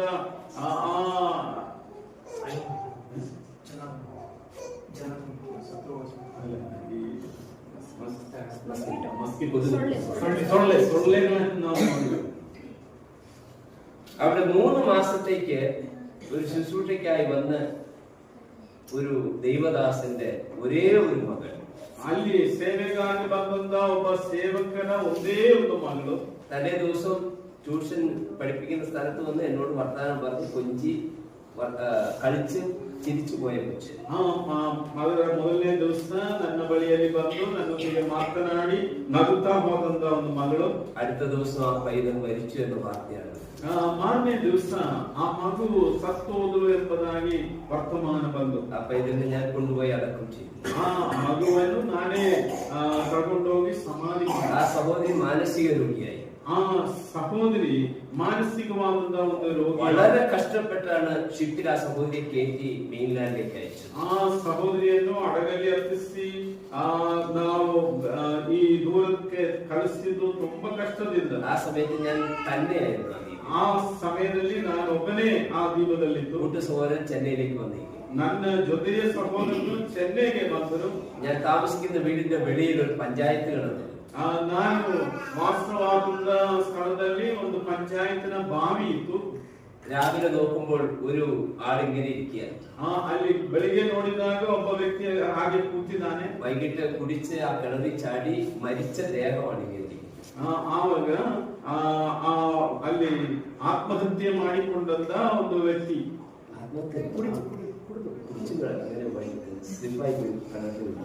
ಅವರು ಅಮಲೇರಿ ಬಾವಿಗೆ ಬಿದ್ದರು. 25ാമത്തെ വയസ്സ്, 25ನೇ ವಯಸ್ಸು. ഒരു കൊച്ചിനെ അടക്കം ചെയ്തു. ಒಂದು ಮಗುವಿಗೆ ಸಮಾಧಿ ಮಾಡಿದೆ. അടുത്ത ദിവസം കാണുന്നത് ഇങ്ങനത്തെ ഒരു രൂപം. ಇನ್ನು 6ನೇ ದಿವಸ ನೋಡಿದ್ದು ಈ ರೀತಿಯಲ್ಲಿರುವಂತ ಒಂದು ಹೆಣ. താമസിക്കുന്ന റൂമിന് ശരിയായിട്ട് അടച്ചു ഓർക്കൊന്നുമില്ല. ಅಲ್ಲಿ ನಾನು ವಾಸ ಮಾಡಿದಂತ ಸ್ಥಳಕ್ಕೆ ಸರಿಯಾದಂತ ಕಿಟಕಿ ಬಾಗಿಲು ಇರಲಿಲ್ಲ. എനിക്ക് മലേറിയ വന്നു. ನನಗೂ ಮಲೇರಿಯಾ ಬಂತು. 7 പ്രാവശ്യം ಕಂಟಿನ್ಯೂಸ್ ಆയിട്ട് 7 ಸಾರಿ ನನಗೆ ಈ ಮಲೇರಿಯಾ ರೋಗ ಬಂದಿತ್ತು. 7ാമത്തെ പ്രാവശ്യം അതികഠിനമായി. 7ನೇ ಸಾರಿ ಅದು ತೀವ್ರವಾಗಿತ್ತು. ഒരു വാർഡാണ്, അതിൽ 3 ബെഡ് സീരിയസ് പേഷ്യന്റ് ആയിട്ട് സെപ്പറേറ്റ് ചെയ്തത്. ಒಂದು ವಾರ್ಡಲ್ಲಿ ತೀವ್ರ ರೋಗಿಗಳನ್ನು ನೋಡುತ್ತಿದ್ದಂತ ಸ್ಥಳ. എന്നെ ആ സീരിയസ് പേഷ്യന്റ് ബെഡിലേക്ക് മാറ്റി. ಆ ಸ್ಥಳದಲ್ಲಿ ನನ್ನನ್ನು ತೀವ್ರವಾಗಿ ನೋಡುವಂತ ರೋಗಿಗಳ ഒരാൾ അവിശ്വാസം ഭരിക്കുമ്പോൾ ഹെലികോപ്റ്ററിന് എയർഫോഴ്സിന്റെ ഹെലികോപ്റ്ററിന് ഓർഡർ ചെയ്താൽ അത് വന്ന് ആ പേഷ്യന്റിനെ എയർലിഫ്റ്റ് ചെയ്ത് പോർട്ട് ബ്ലെയർ ക്യാപിറ്റൽ സിറ്റിയിലേക്ക് കൊണ്ടുവരും. ಒಂದು ವ್ಯಕ್ತಿ ಈಗ ಅವರ ಉಸಿರಾಟ ನಿಲ್ಲಿಸುವಂತ ಒಂದು ಸಮಯಕ್ಕೆ ಬರುವಾಗ ಆ ಮಾಹಿತಿ ಕೊಡುವಾಗ ಪೋರ್ಟ್ ಬ್ಲೇರ್ ಇಂದ ಒಂದು ಹೆಲಿಕಾಪ್ಟರ್ ಬಂದು ಆ ವ್ಯಕ್ತಿಯನ್ನು ಅಲ್ಲಿಗೆ ಕರ್ಕೊಂಡು എന്റെ അടുത്ത് കിടന്ന ഒരു സഹോദരനെ എയർലിഫ്റ്റ് ചെയ്തു. ನನ್ನ ಪಕ್ಕದಲ್ಲಿ ಇದ್ದಂತ ಒಬ್ಬ ವ್ಯಕ್ತಿಯನ್ನು ಹಾಗೆ ಅವರು ಹೆಲಿಕಾಪ್ಟರ್ ಅಲ್ಲಿ ತಗೊಂಡೋದ್ರು. കാർ നിക്കോബാർ എന്ന ദ്വീപിന് മേളിൽ പറക്കുമ്പോൾ ആ വ്യക്തി മരിച്ചു. ಕಾರ್ ನಿಕೋಬಾರ್ ദ്വീപದ ಮೇಲೆ ಅವರು ಬಂದಾಗ ಹೆಲಿಕಾಪ್ಟರ್ ಇದ್ದಾಗ ಅವರು ಸತ್ತೋದ್ರು. ഈ ഹെലികോപ്റ്റർ തിരിച്ചു ബോഡി ഇങ്ങോട്ട് കൊണ്ടുവരില്ല. ഏത് ദ്വീപിൽ മേൽ പറക്കുന്ന അവിടെ ഇറക്കി അടക്കം ചെയ്യും. ಈ ಹೆಲಿಕಾಪ್ಟರ್ ಎಲ್ಲಿತ್ತೋ ಅದೇ ದ್ವೀಪದಲ್ಲಿ ಇರಿಸಿ ಅಲ್ಲೇ ಸಮಾಧಿ ಮಾಡುತ್ತಾರೆ. അടുത്ത ഹെലികോപ്റ്റർ വന്നപ്പോൾ എന്റെ അടുത്ത പേഷ്യന്റ് വിജയൻ എന്ന മലയാളി, ഏകദേശം ഒരു 26-27 വയസ്സുള്ള വിജയൻ. ಮತ್ತು ಇನ್ನು ಹೆಲಿಕಾಪ್ಟರ್ ಬಂದಾಗ ವಿಜಯನ್ ಎಂಬ ನನ್ನ ಸಮೀಪದಲ್ಲಿದ್ದಂತ ಇನ್ನೊಂದು ವ್ಯಕ್ತಿ, അവൻ കബോട്ട എന്ന ദ്വീപിന് മേൽ പറക്കുമ്പോൾ മരിച്ചു, അവിടെ ഇറക്കി അടക്കം. ಕಮೋಟ ಎಂಬ ದ್ವೀಪದ ಮೇಲೆ ಹೆಲಿಕಾಪ್ಟರ್ ಹಾರುತ್ತಿದ್ದಾಗ ಅಲ್ಲಿ ಅವರು ಸತ್ತು ಹೋದ್ರು. ಅಲ್ಲಿ ಅವರಿಗೆ ಸಮಾಧಿಯಾಯಿತು. പോലീസ് വൈറസിലുള്ള ഓഫീസേഴ്സ് എന്റെ ഫ്രണ്ട്സ് അവർ ആ കാര്യങ്ങൾ എന്നോട് ഒന്ന് പറയുമായിരുന്നു. ಅವರು ಪೊಲೀಸ್ ನಲ್ಲಿ ಕೆಲಸ ಮಾಡುತ್ತಿದ್ದವರು ನನಗೆ ಬಂದು ಈ ವರ್ತಮಾನ ತಿಳಿಸುತ್ತಿದ್ದರು. 3ാമത്തെ സീരിയസ് പേഷ്യന്റ് ഞാൻ. ಈಗ 3ನೇ ಸೀರಿಯಸ್ ಆಗಿದ್ದ ರೋಗಿ ನಾನು. എഴുന്നേക്കാൻ കഴിയില്ല. ನನಗೆ ಹೇಳಲಿಕ್ಕೆ ಸಾಧ್ಯವಾಗ್ತಾ ಇಲ್ಲ. ദൂരത്തിൽ വെള്ളം കണ്ടാൽ ഒരു കൊടല് വരെ വെളിയിൽ വരുവാൻ സാധിക്കും. ದೂರದಲ್ಲಿ ನೀರು ನೋಡಿದ್ರು ನನಗೆ ವಾಂತಿ ಬರುವಂತ ಒಂದು ಸ್ಥಿತಿ. കൈയും കാലെല്ലാം മഞ്ഞ കളറായി. ನನ್ನ ಕೈ ಕಾಲು ಅದು ಅರಸಿನ ಬಣ್ಣ ಆಯಿತು. ഞാന് ആ കട്ടിലിൽ ഇങ്ങനെ കിടക്കുമ്പോൾ ನಾನು ಹಾಗೆ ಹಾಸಿಗೆಯಲ್ಲಿ ಮಲಗಿದಾಗ എന്റെ മനസ്സിലേക്ക് ഒരു ചിന്ത വന്നു. ಆಗ ನನ್ನ ಮನಸ್ಸಿಗೆ ಒಂದು ಚಿಂತೆ ಬಂತು. എന്റെ അമ്മയൊന്ന് കാണണമെങ്കിൽ 4000 കിലോമീറ്റർ കടൽ കടന്നു. ನನ್ನ ತಾಯಿಯನ್ನೊಂದು ಸಾರಿ ನೋಡಬೇಕಾದ್ರೆ 4000 ಮೈಲಿ ನಾನು ಹೋಗಬೇಕು.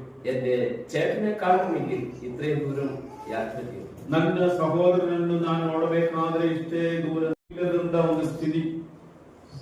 ഒരു ഞായറാഴ്ച ദിവസം, ಒಂದು ಭಾನುವಾರ ದಿವಸ കിടന്ന കിടപ്പിൽ കിടന്നുകൊണ്ട് ನಾನು ಮಲಗಿದಂತ ಅದೇ ಸ್ಥಳದಲ್ಲಿ അടുത്ത് വെച്ചിരിക്കുന്ന ബൈബിൾ എടുത്തു. ನಾನು ನನ್ನ ಸಮೀಪದಲ್ಲಿದ್ದಂತ ಸತ್ಯವೇದವನ್ನು ಕರೆದೆ. അത് ഇംഗ്ലീഷ് ബൈബിൾ ആയിരുന്നു. ಅದೊಂದು ಇಂಗ್ಲಿಷ್ ಬೈಬಲ್ ಆಗಿತ್ತು. തുറന്നപ്പോൾ സങ്കീർത്തനം 23 കണ്ണിൽ പെട്ടു.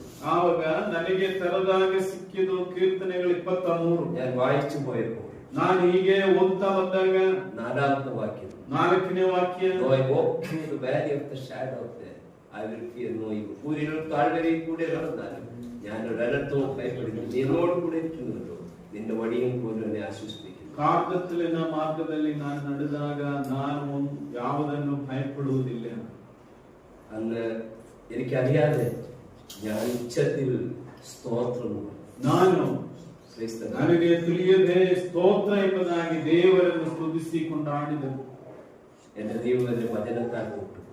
ನನ್ನ ದೇವರು ತನ್ನ ವಾಕ್ಯದಿಂದ ನನ್ನನ್ನು ಮುಟ್ಟಿದನು. എന്നെ സൗഖ്യപ്പെടുത്തി. ದೇವರು ನನ್ನನ್ನು ಸ್ವಸ್ಥ ಮಾಡಿ. ഏത് ഡോക്ടർ എന്നോട് എന്റെ ജീവിതത്തിന്റെ ആ ദുർഘടമായ സ്ഥിതി വിവരിച്ചു, അതേ ഡോക്ടറിന്റെ മുൻപിൽ ഇന്ന് ഞാൻ 59 വയസ്സുള്ളവനായി ആ ദ്വീപിൽ തന്നെ ജീവിക്കും. ನನ್ನನ್ನು ಸೀರಿಯಸ್ ಅಂತದಾಗಿ ಯಾವ ಡಾಕ್ಟರ್ ಹೇಳಿದ್ರು ಅದೇ ಡಾಕ್ಟರ್ ಮುಂದೆ ನಾನೀಗ 59 ವಯಸ್ಸುಳ್ಳವನಾಗಿ ಬದುಕಿದ್ದೇನೆ. ദൈവം എനിക്ക് സൗഖ്യം തന്നു. ದೇವರು ನನ್ನನ್ನು ಸ್ವಸ್ಥ ಮಾಡಿದನು. പിന്നീട് ആ ദേശത്തിലെ പ്രവർത്തനത്തിൽ എനിക്ക് മലേറിയ ഉണ്ടാകരുതെന്ന് കർത്താവ് മാനിച്ചു.